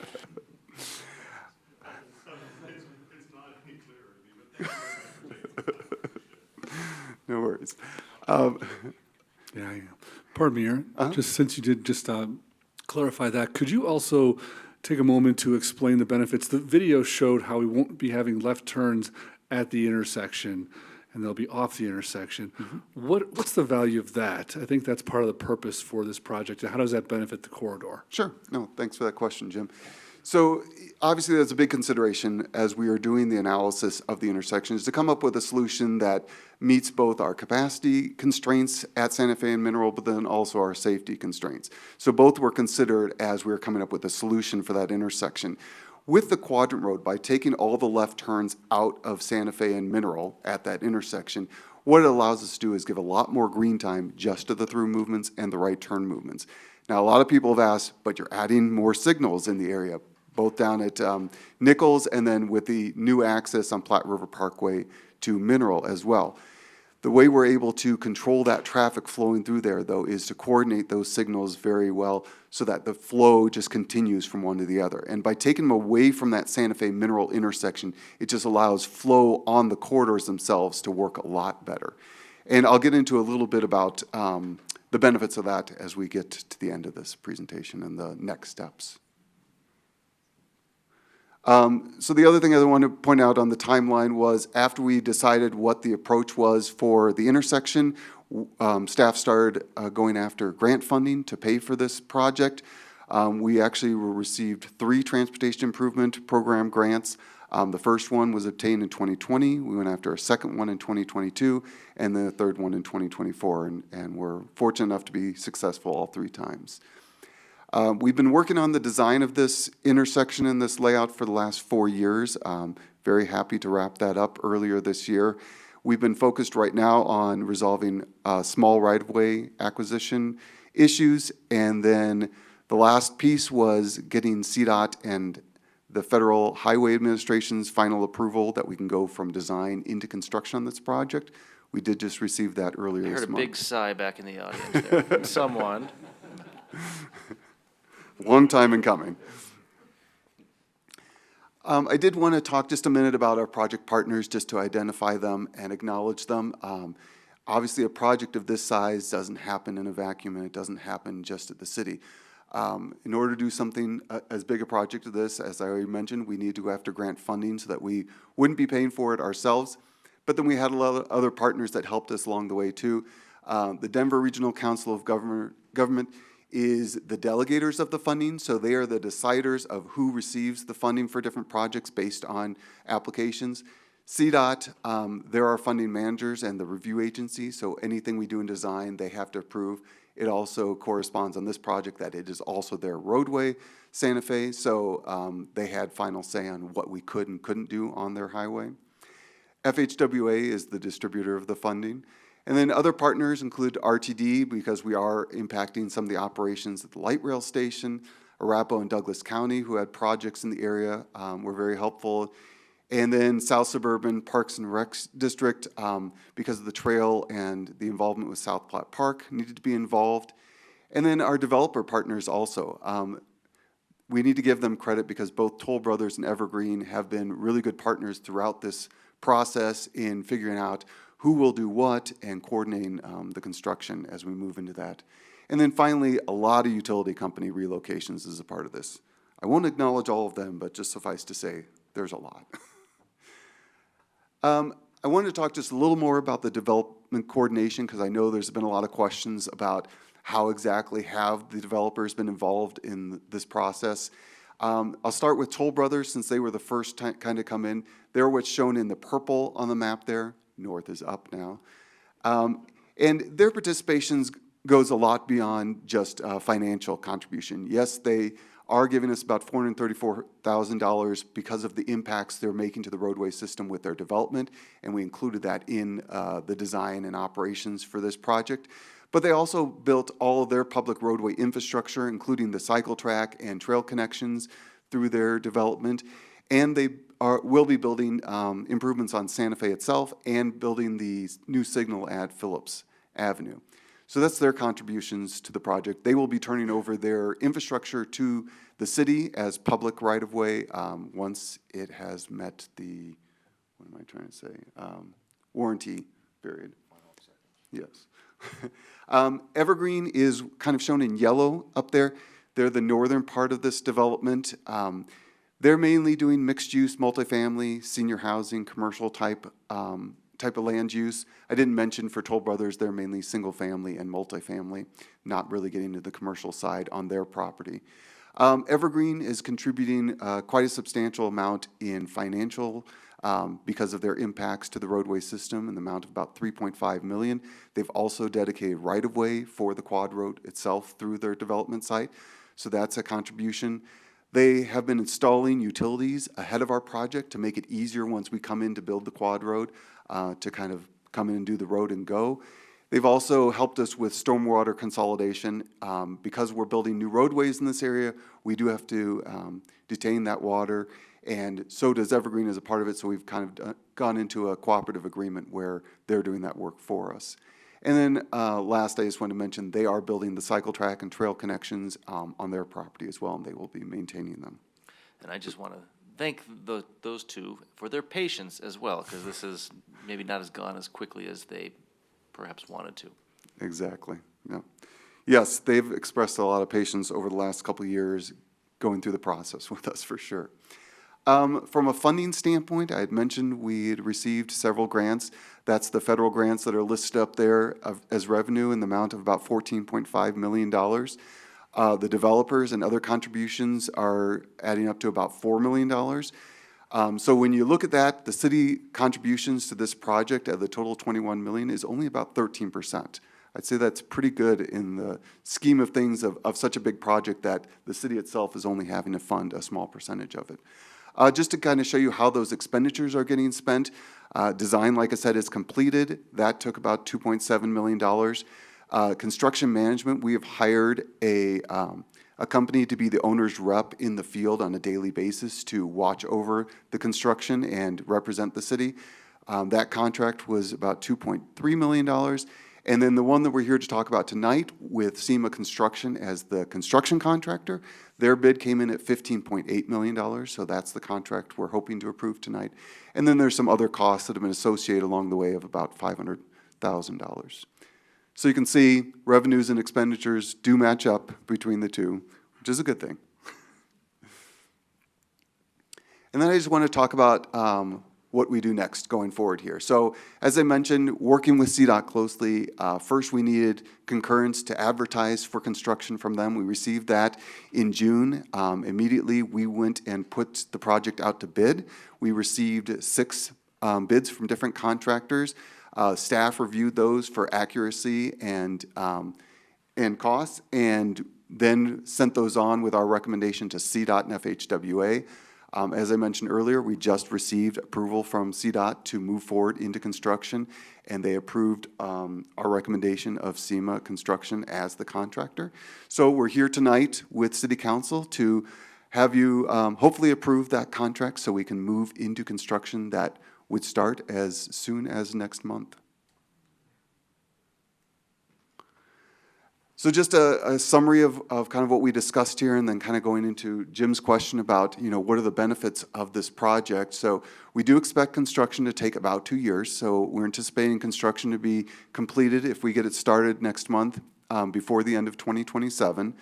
There will be public education throughout the construction process, both from a standpoint of the contractor updating the community on lane closures and shifts in operations and stuff along the way, but then also we as staff with assistance from our consultant will be doing education to the community so that they understand how they'll be driving this new roadway configuration once it's in place in 2027.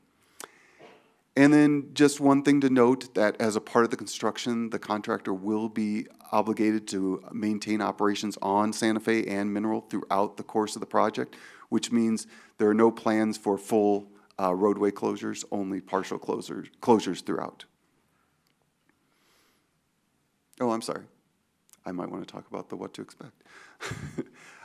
So what we're expecting coming out of this project, that original report that we did back in 2019 that looked at what are the best options, looked at not only capacity and congestion immediately around Santa Fe and Mineral intersection, but up and down the Santa Fe corridor, and that's what the PEL study was looking at also. And what they were finding was we have delays, maybe not so much today as when we were doing this study pre-pandemic, where queuing would extend on Santa Fe from Mineral all the way up almost to downtown Littleton to the north, and sometimes past C-470 to the south. We had times on Mineral Avenue where queues were extending in the morning, eastbound on Mineral from Santa Fe all the way back to Platte Canyon Road, which is about 1.5 miles. And on the other side, the east side, in the evening, westbound traffic was backing up from Santa Fe to the east all the way as far as Windermere. So a lot of congestion problems in this area. There were also, as a result, a lot of crashes at this intersection. That's pretty typical when you have congested operations. You get a lot of rear-end type crashes. We were seeing a lot of those, but then we were getting a lot of impatient drivers trying to make lefts on late yellows or red lights, and so we were getting a lot of crashes between through vehicles and turning vehicles. So a lot of that, the purpose of what we're going to be doing is going to alleviate some of those left turn crashes by giving more time at the other intersections and taking them away from Santa Fe and Mineral. We also will have more efficient through and right turn, as I said, because we're still allowing the through movements and right turn movements at the Santa Fe and Mineral intersection. So those will get a lot better. And then as a part of this, I just want to assure everyone that the development activity, the traffic produced by all these developments in the area were taken into consideration as a part of the operations and analysis.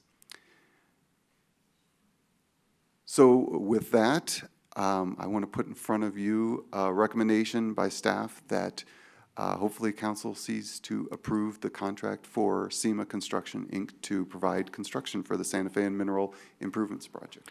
Council, any questions for staff? Councilman Rickert. Thank you very much for this work, and I'm excited to see it move forward.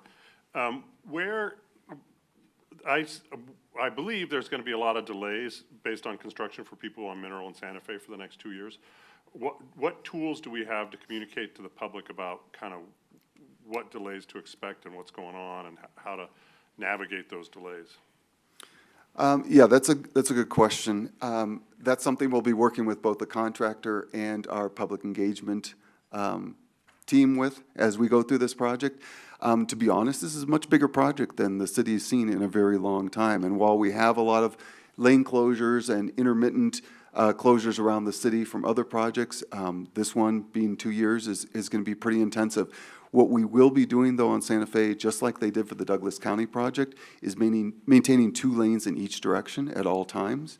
So really, the capacity won't change a whole lot, the perspective from people. A lot of the work we're going to be doing for this project is outside of the main roadway. So the idea is to build the quadrant road itself and have that as a reliever while we're working on Santa Fe and Mineral. So there might be times when we detour traffic onto the quadrant road while we're doing some, evening or weekend work. But for the most part, we're just going to do our best to keep impacts to a minimum and make sure the contractor understands that that people still need to get to work and to get home. Any other questions, Council? I have one other question, kind of somewhat outside the scope of this, but related to it. Has there been any thought about any improvements to Aspen Grove Way and South Platte Parkway? Because that could be theoretically used as a other quadrant road, and I'm sure people will be utilizing that access point. Yeah, no, that's a good question too. Typically with the quadrant road, you want to keep it a little closer to the intersection, which is why Nichols is only about 800 feet away from Mineral. That way you're not sending those left turn movements too far out of the way. There probably will be people that'll go all the way up to Aspen Grove if they're headed to or from the north, just knowing the intersection operations. As a part of the Aspen Grove improvements that they were planning, we did have a traffic study done there also that looked at potential improvements to Aspen Grove Way and Platte River Parkway through that development. Because that's coming in phases now, the Aspen Grove project, we're not sure if and when, if they get to a phase 2, that's when it would need more improvements on Aspen Grove Way. We identified some small things at the Santa Fe Aspen Grove Way intersection and then some internal intersections in there, but none of that's being done immediately as a part of this project. We'll certainly watch that as improvements And I happen was just out there thinking for of the people need. that are going southbound on Santa Fe that will want to avoid either the right turn onto Mineral, then using the quadrant road, or the double U-turn cutting on to Aspen Grove, South Platte Park, and then going east on Mineral there. Yeah, that certainly will be an option. They could turn early at Aspen Grove and come down Platte River Parkway to Mineral and use that movement to go east on Mineral. I assume that's what you're talking about, right? Yeah, and then I guess 2 other questions. Are there any safety concerns with a double U-turn with, I know you do a U-turn, then you get a car outside of you doing a U-turn as well. How effective is a double U-turn and safe, I suppose? Yeah, I mean, we've modeled it, we've studied it. It does occur other places around the country. The unique thing about where the double U-turn is that it's at a T intersection. In other words, there's no east leg to Nichols, so it makes it a lot easier from a phasing standpoint to just run both the northbound lefts for the quad road and the double U-turn at the same time. There's enough space there.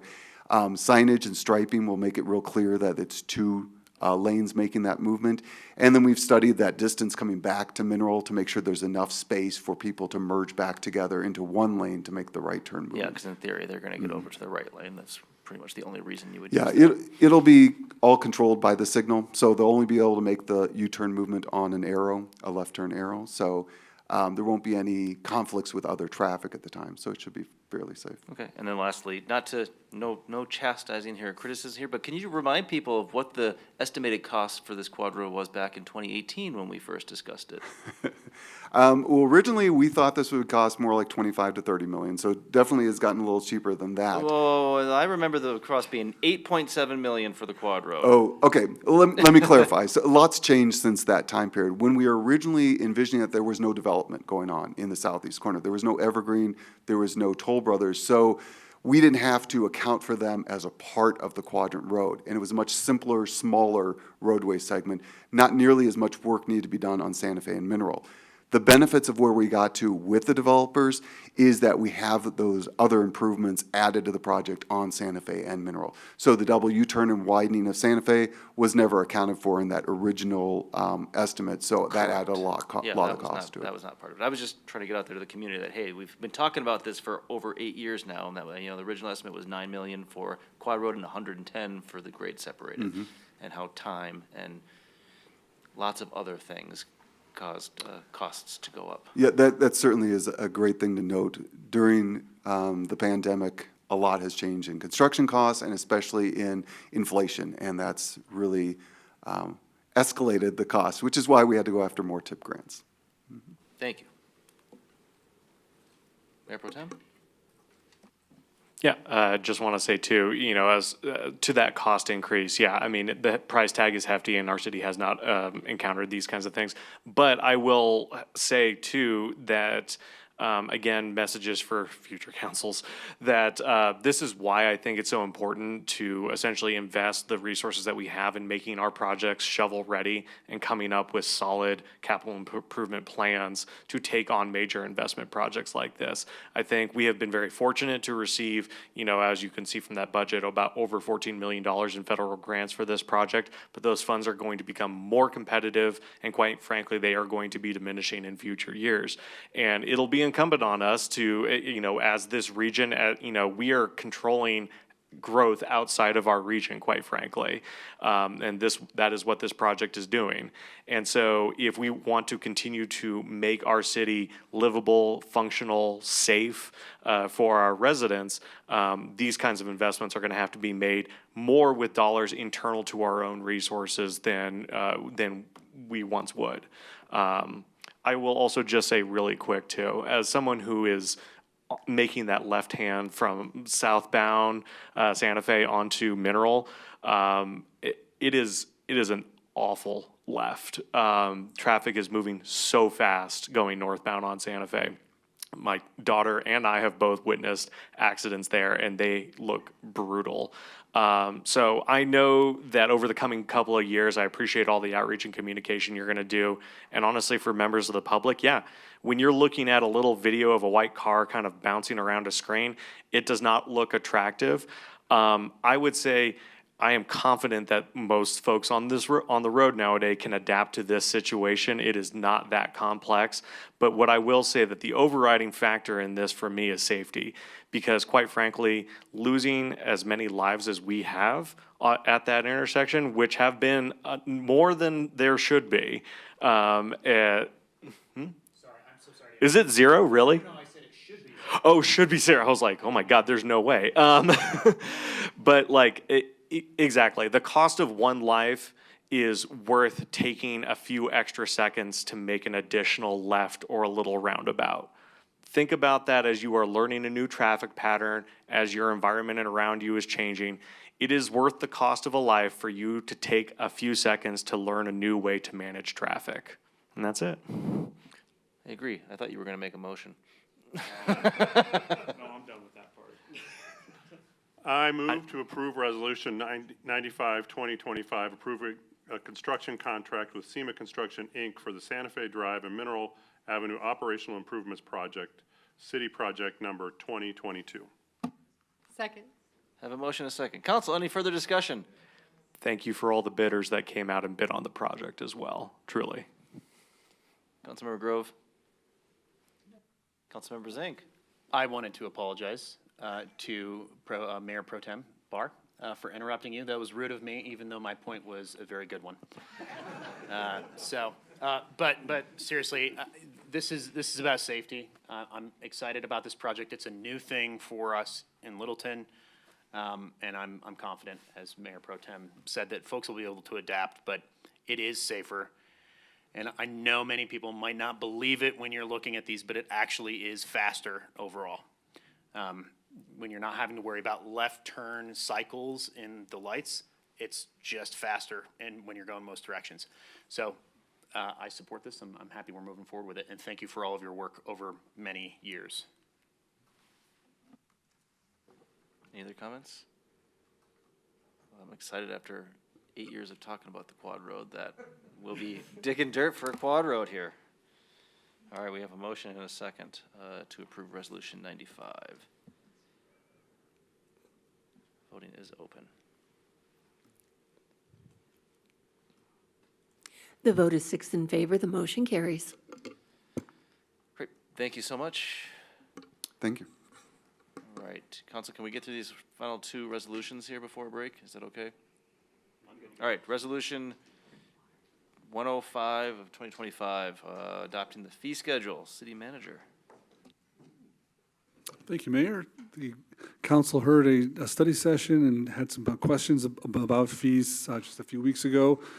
And we bring our fee schedule forward each year during the budget process. And so tonight, we are seeking your support for the fee schedule as presented at that last study session. And I'm going to turn this over to Lori Matta, our Finance Director. Microphone, please. Up on the stem. On the stem. There it is. Got it. How's that? There you go. Better? Okay. So I will try and make this really short because I know we have a really long meeting and the most important thing is coming, which is budget. So we went over this at a study session in September. So I went into more detail then. So I'll kind of go over a little bit. If you have questions as I go on, that's fine. But I thought I'd make it a little shorter for you. So first, the review of our policy. We have an annual fee schedule that we go through, and it's laid out in our Principles of Sound Financial Management policy that was approved by City Council in 2018 and amended in 2023. The policy defines that the purpose of the city's fees is to recapture the cost of providing the service. So the policy lays out that the fees are determined by a regular cost of service study and determined to be a full cost recovery to provide that specific service. Once the study is completed, then we come back to you for approval for those fees. All fees that are not within our city code or state law are a separate resolution that we adopt annually around the budget process, and that's the fee schedule we're presenting tonight. The last fee schedule was adopted by City Council on January 14th, 2025, and we are currently in the process of doing a rate study on the utilities. As soon as that's done, we'll be coming back to you with that information next year. Next. So as we discussed during the budget and at the September study session, we included a 5% rate increase for both of our utilities, our wastewater and our stormwater. Our city code also provides for an annual increase in the fee in lieu for affordable housing, so that's included here. We also heard from our clerk about how many more open records requests that we've had. The state law allows us to increase that rate, so we're requesting that rate to be increased as well. And then as I had moved forward with the fee schedule, this was being my first time doing it for the city, I reached out to all departments and asked them, hey, can you take a look at this? Is everything okay? Do you have anything else? Some departments said, oh, wow, something's on there, shouldn't be there. We never captured this one, so all of those are included. We've captured it from all departments. You'll notice I put a little asterisk after SPR industrial fees. After the study session, SPR reached out to me and said, is it too late for us to increase one of our rates? It's for industrial customers only. And they had approved it at their annual meeting, and so then we went ahead and included it here. I highlighted it in orange font on the redlined version for you, so you can easily see that. And then again, the city is requesting a fee waiver policy formally that our city manager presented to you last month as well. So the recommended changes that we have is the 5% for the wastewater and the stormwater. So the impact to a single-family residential family would be an annual increase of $17.17 for wastewater. For a multifamily, it's an annual increase of $13.03. For stormwater, a single family has an annual increase of $5.93.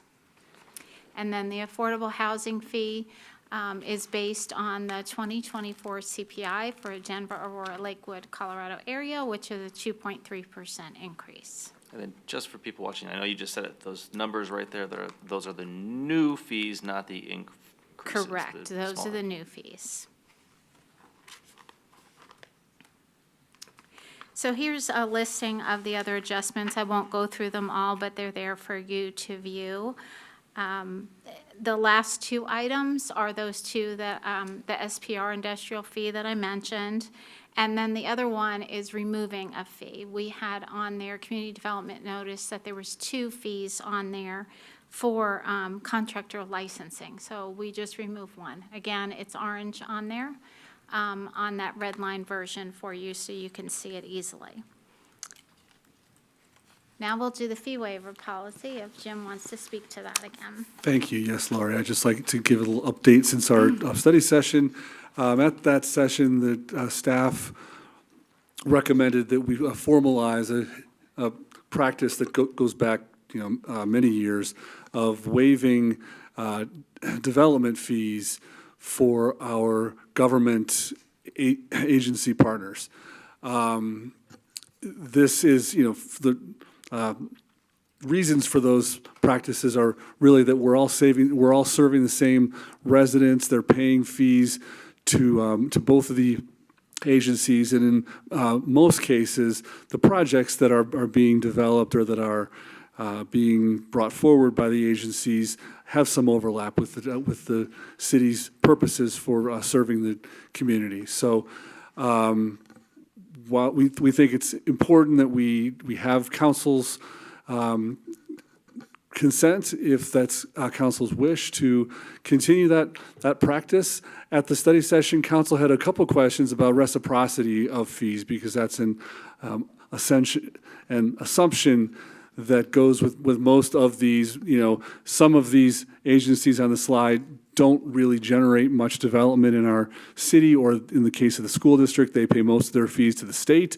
We still want to kind of be holistic with our policy. The two that had some question, though, were South Metro Fire and Rescue and South Suburban Parks and Rec District. And I want to just update council that I did have some,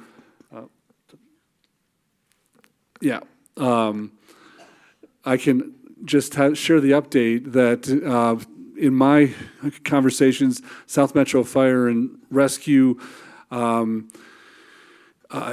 did verify that that their resolutions allow them to waive fees for the city, and that's a practice that they have employed over time. However, they appreciate our raising this topic because they would like to kind of formalize the agreement there. So they're willing to do that, to make that more formal for them too. And the other for South Suburban, they're interested. They'd like to take this up in the form of the operational agreement that we'll be developing over the next year. So I would just correct this slide, because in the policy that you have, we have taken South Suburban Parks and Rec off the list for now, pending that reciprocity discussion. However, South Metro or South Metro Fire and Rescue is in the policy, as they have indicated their willingness to waive fees for the city, and we will still formalize that. So that's the update there. And I'll turn it back over to Lori. The last thing we have is that we're asking you to approve our Resolution 105. Council, any questions? Sure. Mayor Pro Tem? Thanks. I just wanted to expand a little bit on the South Platte Renew industrial user fee that was kind of added. And correct me if I'm wrong, we do have a single industrial user that fee would be applying to would be Breckenridge Brewery, correct? Yes. Yes. Okay, yeah. I just want to make it clear to the public that, folks from Breckenridge Brewery had reached out about this. Our fee schedule for industrial users has not changed in a significant period of time. As you know, South Platte Renew has done an excellent job at trying to bring our rates up to we're not bringing rates up for the sake of it. We are bringing rates up to pay our workers and essentially cover the costs of operating such a massive facility, and industrial users are a big part of that.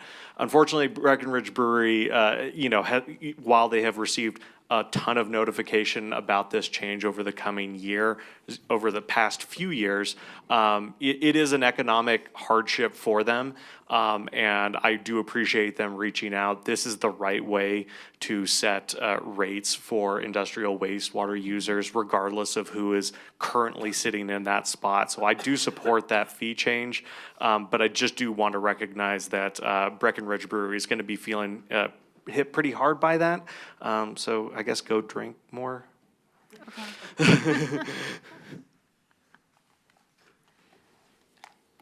Anything else? Anybody want to make a motion? I move to approve Resolution 105, 2025, adopting the 2026 fee schedule. Second. Have a motion and a second. Council, any further discussion on the fee schedule?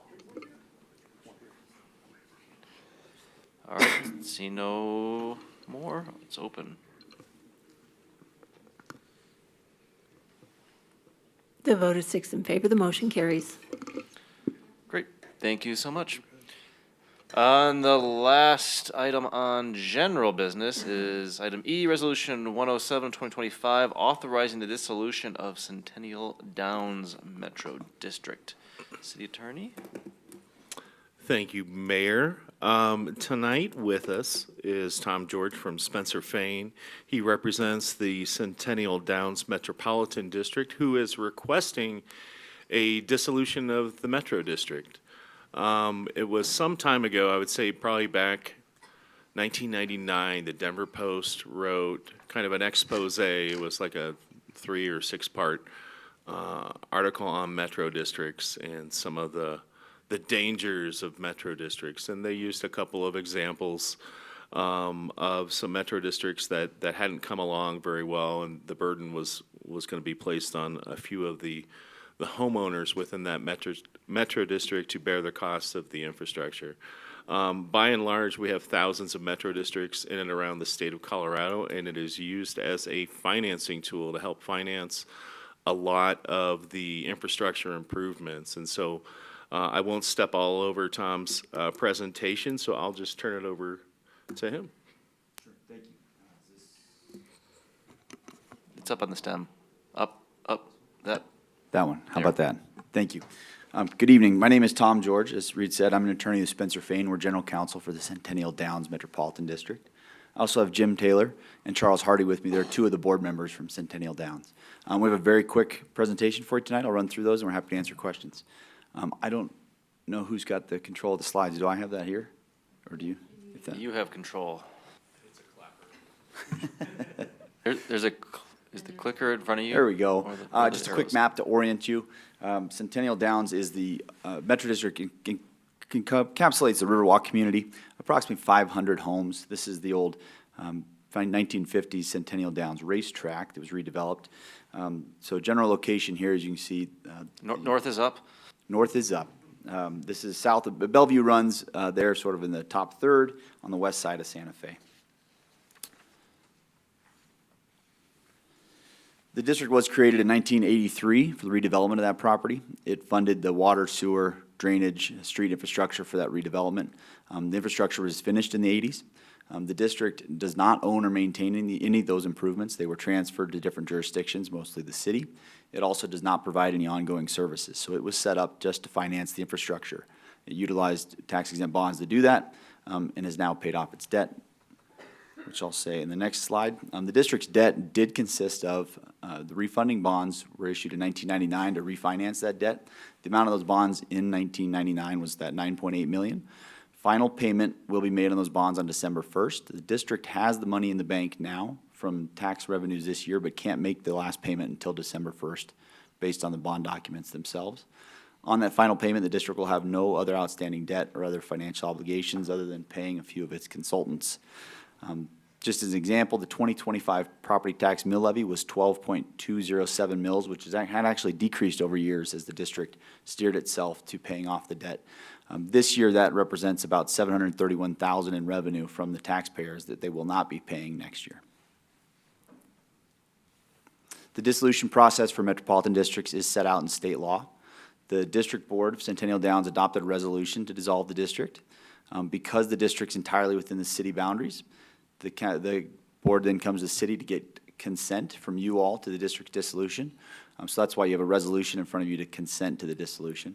Following that consent, the district will file a petition with the district court. We'll have a hearing in front of a judge at the Arapahoe County District Court on the petition for dissolution. That'll take place after December 1st when that final payment is made. And then we'll ask the court to enter a dissolution order in the month of December to dissolve no later than December 31st, so as not to carry into the new year and take on new compliance requirements in 2026. No election is needed for this dissolution pursuant to statute because it's entirely within the boundaries, the corporate limits of the city.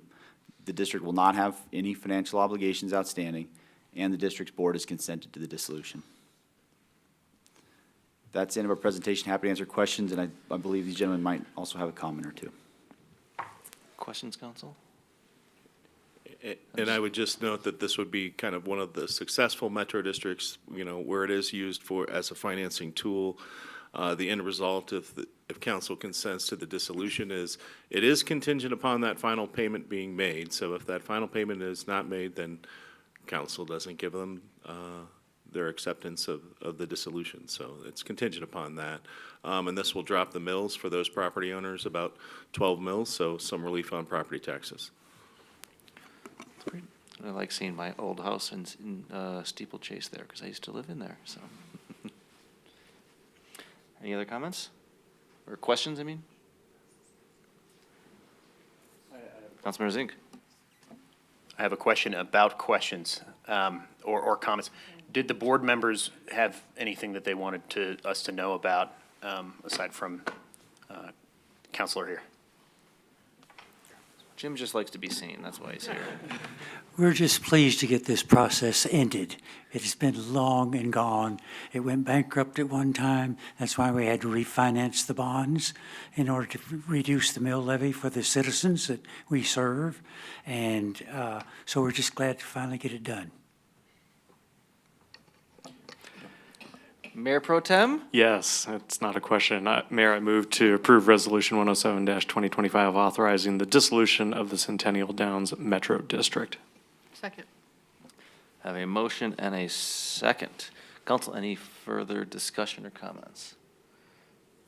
I'll just add, congratulations. This is like, as I think the city attorney said, this is an example of a successful metro district that did what they said they were going to do, paid for the infrastructure, took on the debt, paid it off, and closed, and now is reducing the tax burden on the residents there by doing this. So, well done. They're looking forward to it. I bet they are. All right, we have a motion and a second to approve Resolution 107.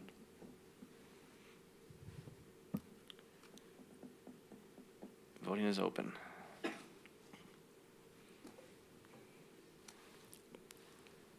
The vote is 6 in favor. The motion carries. Great. Thank you. All right, just make sure you make that final payment. Yeah. All right, council, let's take a 6-minute break here. But before, we're And going we to gotta take a get a picture with photo with students. these students so they can. Student photo. Student photo. That's still.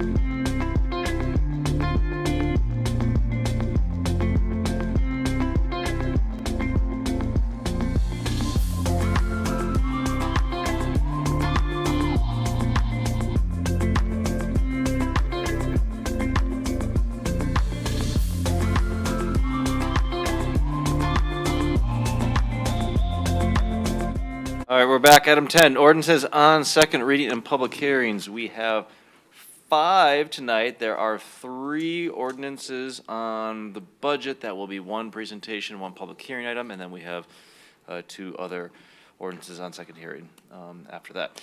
So first up, ordinance 18, 2025, ordinance on second reading appropriating funds for the 2026 annual budget for all municipal purposes for the city of Littleton, counties of Arapahoe, Douglas, and Jefferson, state of Colorado, adopting budgets for the enterprise funds of the city of Littleton for the fiscal year beginning January 1st, 2026, ending December 31st, 2026, and amending the 2025 budget. Ordinance 19 of 2025, an ordinance on second reading establishing the tax levy of 2.0 mils to defray the cost of municipal government of the city of Littleton, counties of Arapahoe, Douglas, and Jefferson, state of Colorado, for the city's fiscal year beginning January 1st, 2026, and ending December 31st, 2026. And item C, ordinance 20 of 2025, an ordinance on second reading establishing the tax levy of 3.0 mils to help defray the cost of government for the Littleton Downtown Development Authority of the county of Arapahoe, state of Colorado, for the calendar year beginning January 1st, 2026, and ending December 31st, 2026. City Manager? Thank you, Mayor. My intro on this will just be to remind council and inform the public that this is the 3rd time that the council has seen this budget for next year. I know we'll look at that in a moment, but we'll be summarizing at a higher level tonight. But we do know it's important to share all the pertinent information for the public and for the council for this public hearing. So with that, I'm going to turn it over to our budget manager, Kevin Orton. Good evening, council. As Jim said, my name is Kevin Orch. I'm the budget manager. I'm joined here with Lori Matter, our finance director, and Chad's here since we are adopting the budget, our budget analyst, as we finish this, as we finalize the 2026 budget. So as mentioned, 3 ordinances will be presented as part of this presentation. 18-2025, which is adopting the 2026 budget, an ordinance establishing the city's property tax levy of 2.0 mils, and an ordinance establishing a property tax levy of 3.0 mils for the Littleton Downtown Development Authority District. So as mentioned, this is the final step in the formal budget process. The budget process began, the formal one began March 14th with the city council retreat, and adopting the budget ordinance would be the final step. Informally, though, I do want to mention that the budget process really never stops. It is, as city council discusses policy issues every week, Littleton residents provide feedback and needs in their community, and city staff identify changing. The budget is an ongoing process, but the formal process for the 2026 budget is with the adoption, if council adopts the budget today, will be the end of the formal process. So just a quick overview, as Jim mentioned, this is the 3rd time that we presented these materials to City Council for review. The first time was at an all-day Saturday meeting on September 13th, where we reviewed the budget, the council reviewed the budget, the 2026 proposed budget, the 5-year general fund financial plan, the other restricted funds, and departments presented their work plans to council of items that are included in the 2026 budget. And also during that meeting, the capital improvement plan was presented to City Council for their review. The second time the materials were presented was at a September 23rd study session, which we presented a recap of the budget as well as the fee schedule revenue. And in accordance with the city charter, or as required by the city charter, the proposed budget was available for review. A physical copy in the city clerk's office as well as a digital copy was available online for the public review. So I'll now review quickly I'm going to summarize, and if any questions, please stop me, the 2026 budget. First, in addition to aligning resources to City Council policy direction and the Horizon 2027 strategic plan strategic outcomes, the 2026 budget goals preserve service levels, support staffing and retention, enhances community engagement and communication, and maintains healthy reserves with a responsible use of fund balance. The total 2026 proposed budget, inclusive of interfund transfers, is $165.7 million. Included in the budget is funding for 347 full-time positions. Of those positions, 2 are new positions that have been added as part of the 2026 budget. Of the $165.7 million, $66.1 million is from the general fund, which is the largest fund of the city and pays for essential services, and $100 million is from the various restricted funds. Overall, general fund revenues are projected at projected at $61.3 million, which is $2.2 million or 3.6% higher than 2025. Now, without Mineral Place, growth would be essentially flat in general fund revenues, but with the Mineral Place, growth is about that 3.61%. In 2026, we are projecting $49 million in sales and use tax, which is the largest portion of the general fund, which is a $3.1 million change from 2025. Of that $3.1 million growth, $1.7 million is anticipated from the Mineral Place development. This chart is a chart we've shared a few times with City Council, and essentially what it shows is the volatility of sales tax since 2019 with the COVID-19 pandemic, as sales tax dipped and then rebounded in 22, and then flattened out from 22 to 23. So as you can see, the additional revenue for Mineral Place helps make up the lost revenue from flattening sales tax in 2023 and 2024. And this is allowing the city to get back to where we anticipated revenue to be during the 2023 planning cycle. This chart reviews the estimated revenue that we are including in the 2026 budget and the 5-year plan. This budget assumes that additional sales tax for Mineral Place will begin in April 2026, and this additional sales tax, again, is going to help and lessen the impact of the slowing sales tax growth. Now, for the expenses, the general fund focuses on 5 main priorities in 2026. 1, maintaining service levels without reductions, expanding community engagement through 2 new positions in communications and marketing, continuing investments in employee retention, professional development, and technology, adding resources for economic development, and enhancing project management. Overall, as the largest operating fund for the city, this chart here walks through line by line what has been added from the 2025 adopted budget to the 2026 adopted budget. Overall, the general fund grows from $63.3 million to $66.1 million.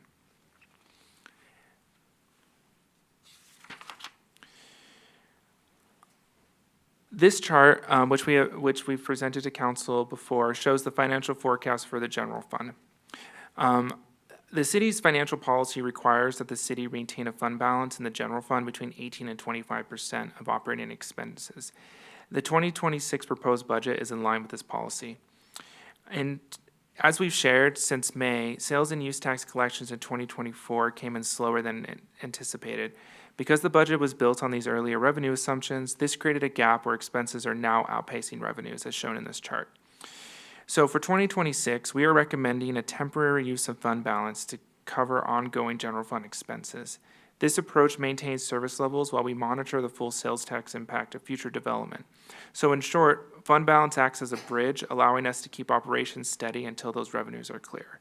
Now, we want to keep in mind that this forecast is our current position and our current revenue estimates based on what we know today. However, the city does not plan to remain unstructurally balanced as shown in this chart. If new development sales tax revenues do not come in higher than what we see here, then adjustments will be recommended to City Council to ensure we remain within our financial policy as adopted by City Council. So the key point here is that this is a planned temporary use of reserves. So it gives us this bridge which will keep services stable for our community without making cuts until we know more about what the new retail revenue looks like. So once those come in, we'll be in a better position to adjust and stabilize.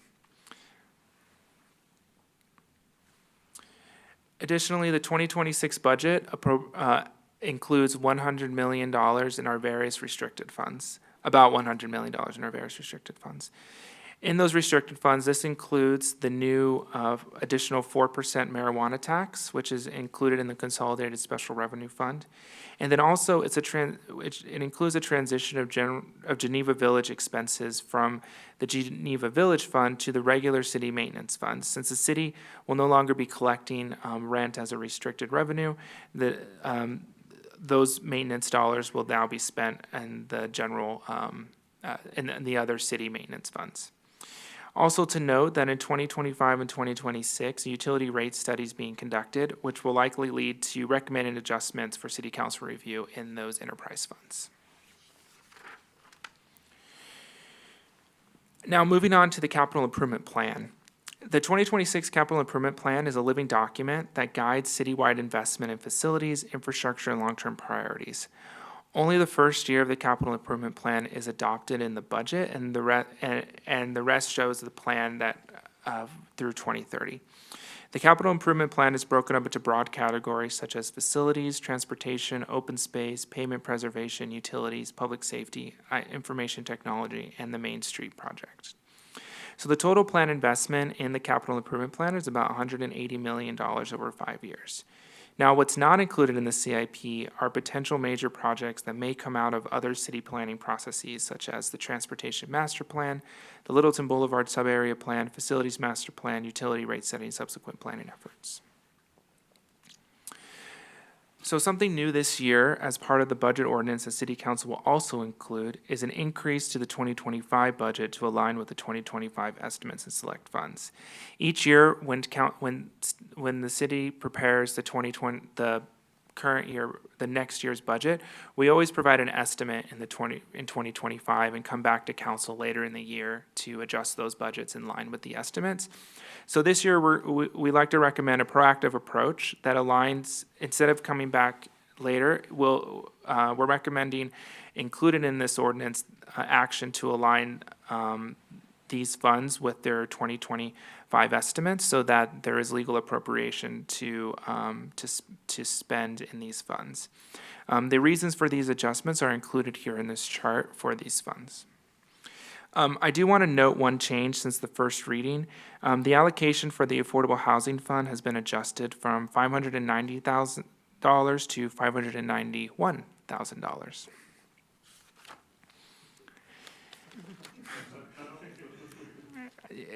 Lest you think we don't mind every penny. You know, you just, and yeah. And how many cents? We only budget rounded up to the dollar. So during the September 13th budget meeting, City Council was briefed on renaming the 3A Capital Improvement Fund to the Sales Tax Capital Improvement Fund. As a reminder, this fund was created by City Council as an ordinance, which means it's now part of City Code. So in order to adjust the City Code, we'd have to bring another ordinance with first and second reading. And so this ordinance will be brought to City Council for consideration during the December council meetings. And so here are the three ordinances City Council will be considering. First, we have the budget ordinance, which appropriates and approves the 2026 budget. And this also includes the 2025 budget, revised budget to align with the 25 estimate select funds. And then the next two are setting property tax levies. The first is the general 2.0 mills, or $2 for every 1,000 of a property's taxable value, which is about 0.2% of total taxable value, which is the same millage rate as 2025. So there's no property tax change from 25. And also the second or the third ordinance will approve a property tax levy for the Littleton Downtown Development Authority at 3 Mills. And before concluding, I wanted to just give a thanks to Jim and the rest of the leadership team, the city manager's office, for this budget process, as well as Lori and Adrian, who is our interim finance director, and Chad, our budget analyst. And so with that is our 2026 budget for consideration. And Mayor, if I may, from staff, I would also like to just pass along my thanks. This was our budget team's first year doing the budget as a complete process, and I think I just want to thank them for that work and vision that they're showing for how our budget can evolve for the future. So that's what. Hey, Council, does anyone have any questions? Seeing no questions, as these are ordinances on second reading. They do require a public hearing, so I'm going to open the public hearing portion for ordinance 18, 19, and 20. We have one person signed up. Pam, would you like to come on down?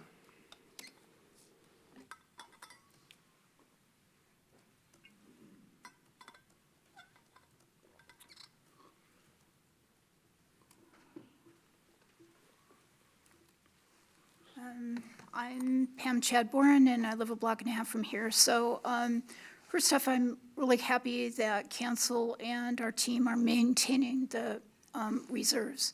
That's really important to the city. And having watched this process for, a number of years now, I remember when we did not have enough budget and considered going into the reserves and did. And also cut other costs.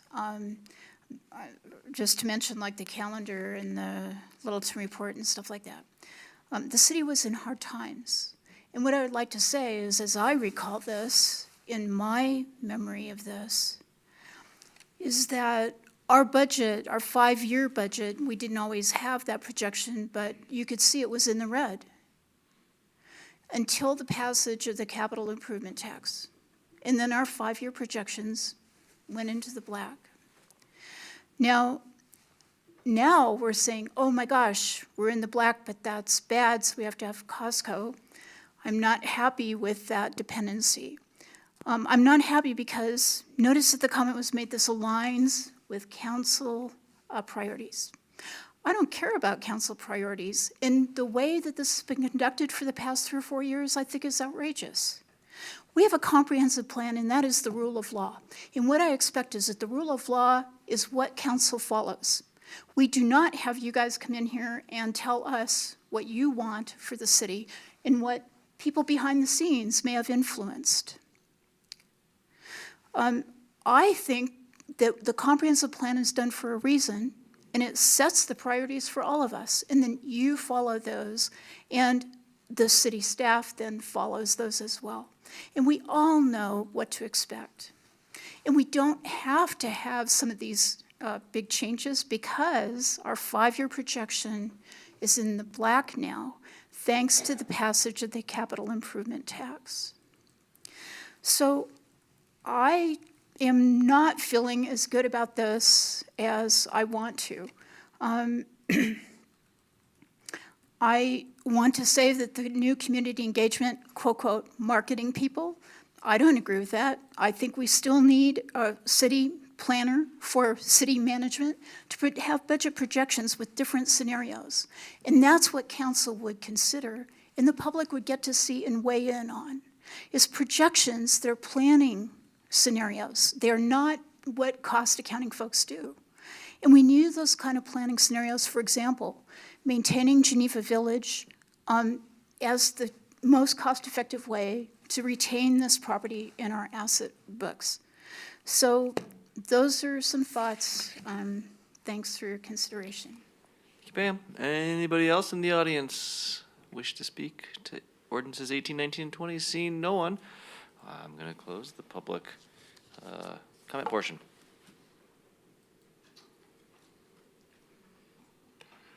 Do I need to read the full ordinance names? Well, we're doing one at a time. Okay. I move to approve ordinance 18-25, an ordinance on second reading appropriating funds for the 2026 annual budget for all municipal purposes of the city of Littleton, counties of Arapahoe, Douglas, and Jefferson, state of Colorado, adopting budgets for the enterprise funds of the city of Littleton for the fiscal year beginning January 1st, 2026, and ending December 31st, 2026, as amending the 2025 budget.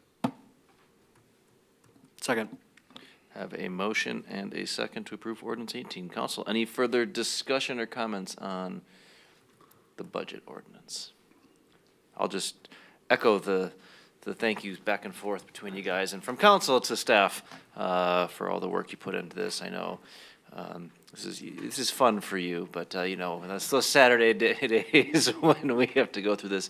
It's great that it was set up so well and presented well and a lot of attention to detail. So thank you for that. And thank you for dealing with us and our questions and whims and things. All right, so we have a motion and a second to approve ordinance 18. Anything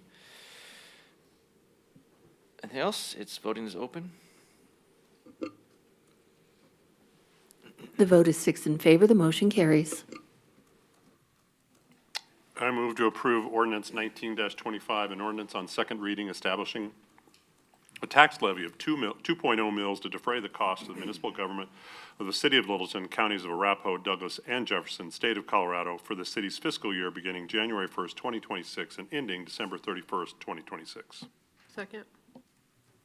We have a motion and a second to approve ordinance 19. Council, any further comments or discussion? Just want to repeat what has been said already. This is not a tax increase. This is just That's- maintaining our current.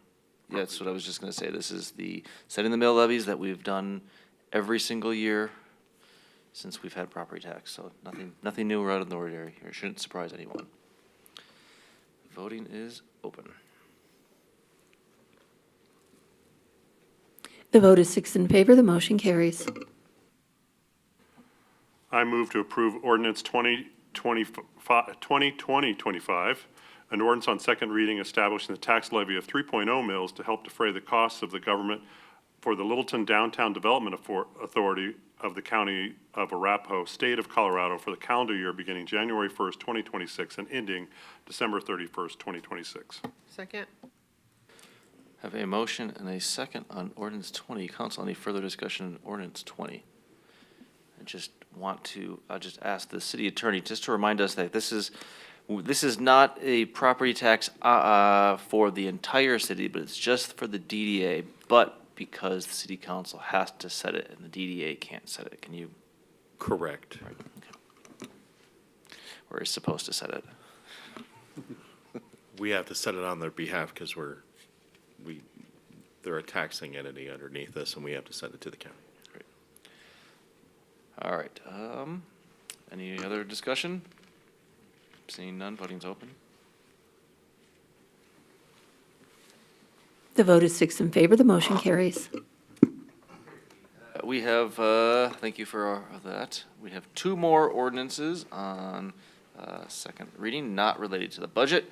Ordinance 21, an ordinance on second reading approving a sanitary sewer easement with Southwest Metropolitan Water and Sanitation District for construction of the D-line interceptor within South Platte Park. And it's not the D-line with RTD, it's just, sounds like it is. City Manager? Thank you, Mayor. I'll ask our Deputy Director of Public Works and Utilities, Ryan Jermeroth, to present this item. All right, give me a second.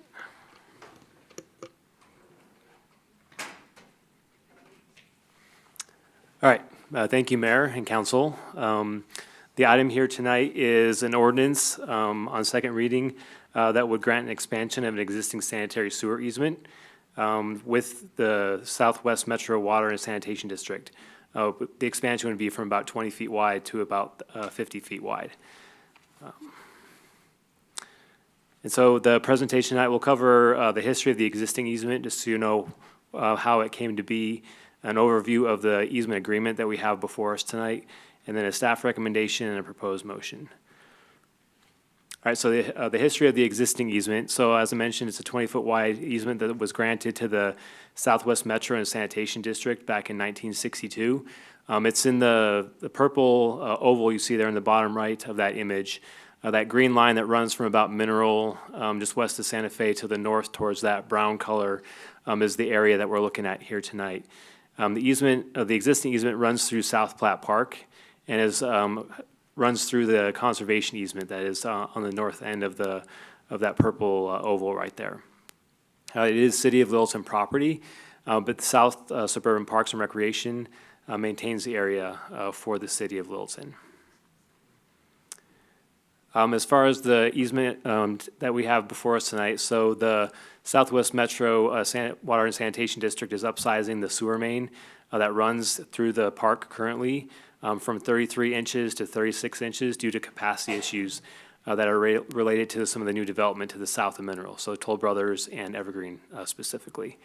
So the new sewer line is going to run parallel to the existing line for about 2,200 feet. And then, as I mentioned, that proposed easement change goes from 20 feet wide to about 50 feet wide to be able to have those two pipes running parallel to each other through the park. The yellow that you see is approximately where the easement area is, and the pink line that's underneath that is where that sewer line is. So that's roughly where that easement is going to be once approved. And then, as I mentioned, South Suburban Parks maintains the area for the city, and so they're going to be issuing the temporary access permit for construction. We thought that was the best course of action since they are responsible for the maintenance of that area. So city staff are recommending the approval of the ordinance to grant the sanitary sewer easement expansion. And we have a proposed motion for your consideration. And so that will take any questions you might have. And just a quick note for council, I would say, the city, we approve easements relatively frequently. I wouldn't say it's unusual. What makes this more of a council item is the fact that it's going through open space. And so it triggers kind of a charter provision which requires council action to grant anything within our open spaces. The fact that this is another utility makes it appropriate for council's action. Thank you. Thank you. Council, any questions? Mayor Pro Tem? Are there requirements specific to the conservation easement in terms of like how the construction activities are conducted? And do you feel that by granting this easement, that South Suburban and the South Platte Park folks will be able to manage that accordingly? Yeah, so the conservation easement specifically is overseen by Colorado Open Lands. And so they were part of the conversation as we developed the agreement. And so they had an opportunity to review it. So yes, I would say that the provisions captured do address any concerns they might have. Any other questions? No questions? All right, as this is an ordinance on second reading, I'll open the public comment. No one has signed up for it. May wish to speak? Pam, come on down.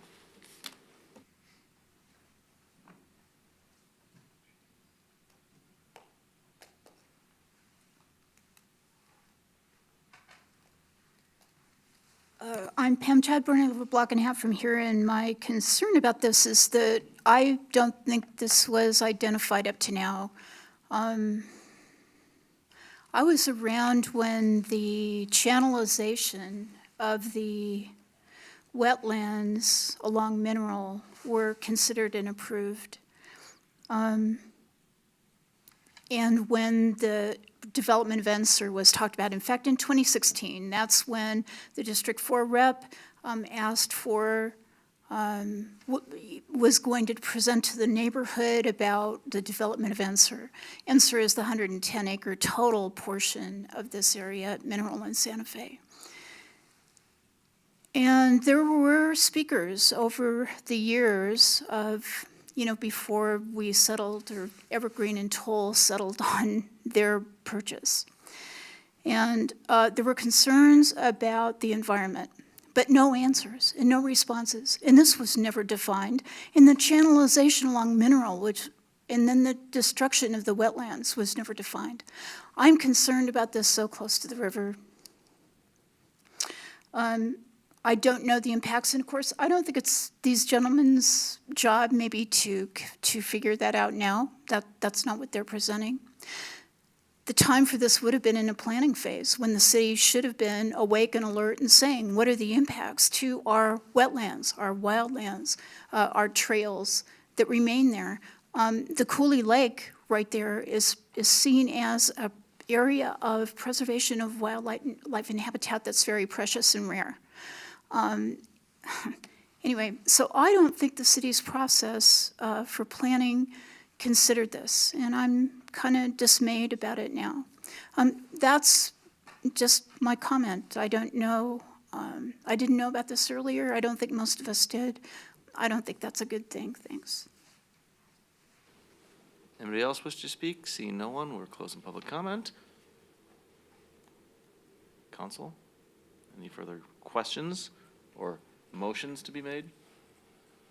Go ahead. Are you doing it? No, go ahead. I move to approve ordinance 21- Your mic's not on. Thank you for that. Appreciate the corrective action. I move to approve ordinance 21-2025, an ordinance on second reading approving a sanitary sewer easement with the Southwest Metropolitan Water and Sanitation District for the construction of the D-line interceptor within South Platte Park. Second. I have a motion and a second to approve ordinance 21. Council, any further discussion or comments? Seeing no one. Open the voting. Oh, sorry. Steve, I hit it before Steve voted. Mayor Pro Tem Bar, do you just want to give me your vote? The vote is 6 in favor, the motion carries.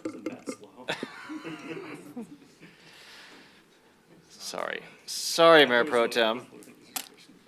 All right, thank you. Item E, ordinance 22 of 2025, an ordinance on second reading approving the dissolution of the Highline Business Improvement District or BID. City Attorney. Thank you, Mayor. Once again, we have Tom George from Spencer Fane joining us. He apparently dissolves all things. But before you tonight, dissolver of things. The dissolver of districts. Before you tonight is the dissolution of the Highline bid. Bids are similar to the Metro District that we heard earlier in the sense that oftentimes they are used as financing mechanisms. One of the main differences between a bid and a Metro District, as we previously heard, but with a bid is that it's only for businesses. Those are the ones who are paying the property taxes that go towards paying off bonds that are issued, much like the Metro District. So I will let Tom take it away. Great, thank you. Mayor, Council, good evening. I am Tom George, an attorney of Spencer Fane. I don't dissolve districts often, and I've never done two different districts on the same night. Way to in the same back city. away from that name real quick. But I'm joined here tonight by Mike McKesson and also Channing Odell, two of the board members from the Business Improvement District, and also another property owner, Pat Dunahay, is in the audience, who owns property within the boundaries of the district. I have a brief presentation for you, and then happy to take questions on the dissolution. And I do know how to operate this now. To orient you quickly, here is a map of the district boundaries. Kind of a regional map on the top left, and then on the, not a great map, but an older one on the bottom right. Location here is generally north of County Line Road and generally west of Broadway. It is only commercial property, no residential property at all. Business improvement districts, by definition, cannot include residential. They're commercial property only.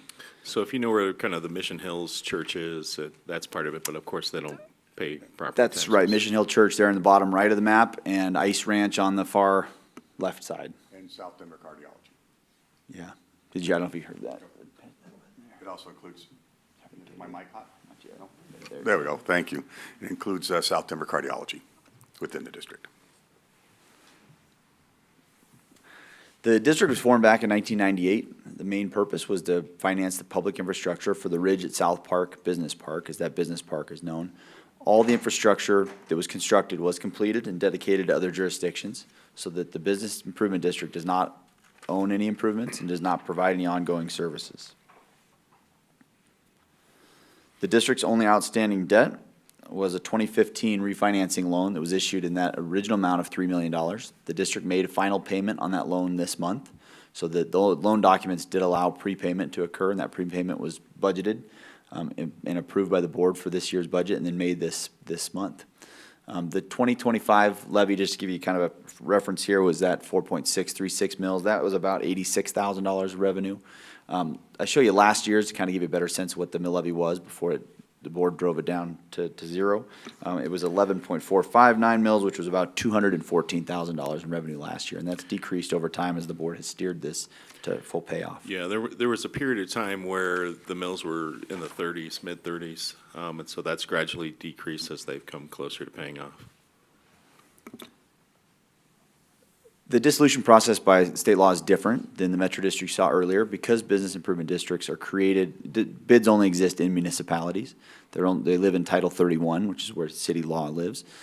They are created by ordinance. They can be dissolved by ordinance. The dissolution process is commenced by a petition. Has to be signed by owners of at least 50% of the valuation in the bid and 50% of the acreage in the bid.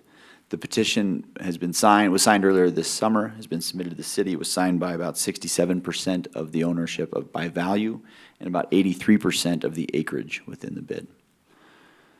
The board has also the board of directors adopted a resolution in support of dissolution. We're here tonight for council to consider the ordinance dissolving the district.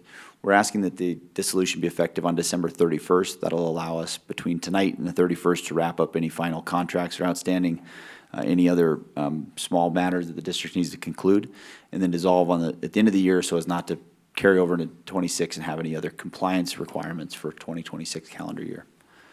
Any remaining funds of the district at that dissolution point will be transferred to the overlying owners association.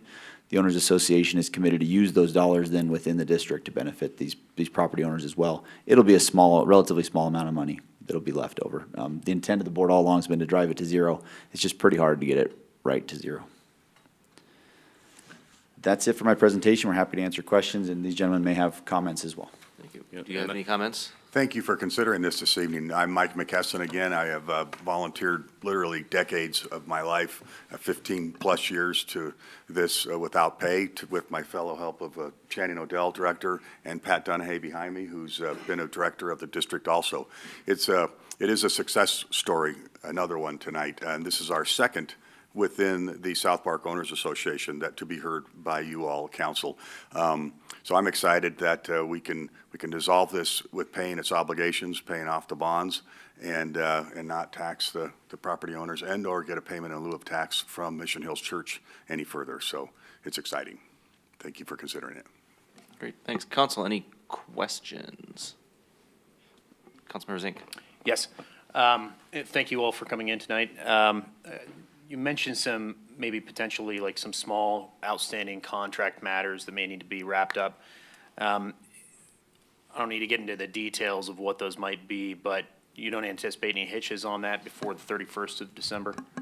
No, we don't. Really, the only contracts will be paying the bid's lawyer, paying the bid's account. The bid contracts all of its services, has no employees, so there's a professional company that does the management services, does the meetings, agendas, minutes, and so forth, and an accountant that does the accounting. So it'll be wrapping up the business, final invoices from the consultant team, pay those, and then it'll be finished.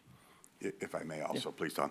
It really is a payment for our consultant here this evening, Tom, CPA, to do the final accounting on things, and the dollar amount is in the low $20,000 that's expected to be budgeted, should you approve this tonight, to go to the Ridge, which is a subsection of the South Park Owners Association. It's effectively the same property boundary and benefit just the same owners with that piece. It's hard to define a budget down to the last penny, and so the funds need to go somewhere. In this case, we happen to have that mechanism.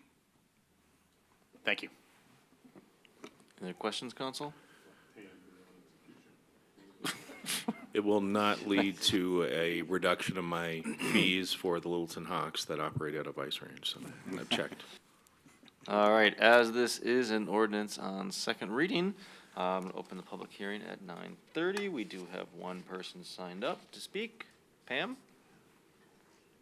No? She passes. Anyone else in the audience wish to speak?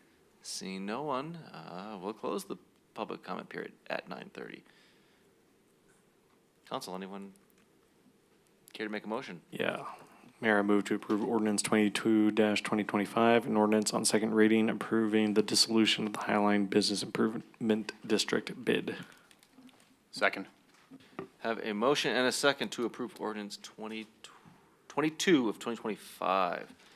Council, any further discussion or comments? Mayor Pro Tem? I just want to thank folks for showing up and waiting throughout the entire night to get to your portion of the presentation. But quite honestly, kudos to you in managing the debt that went into this. And I live in the neighborhood, so I see the success of your guys' work every day. So thank you again for your time and consideration on it.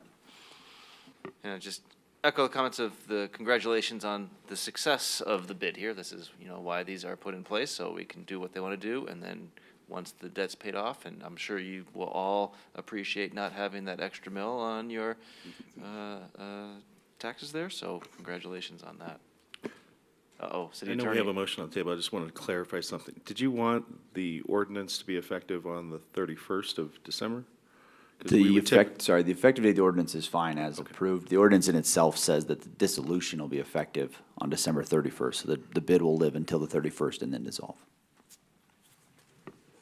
Do you concur, Counselor? All right, we have a motion and a second to approve ordinance 22.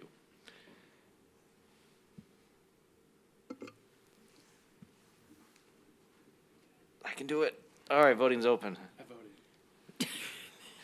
I see 1, 2, 3, 4, 5, 6 have voted. I will close it now. Thank you. The vote is, the vote is 6 in favor, the motion carries. Thank you so much. Thank you all. Yeah. All right. Item 11 is adjournment with no further business. We are adjourned at 9:32 p.m.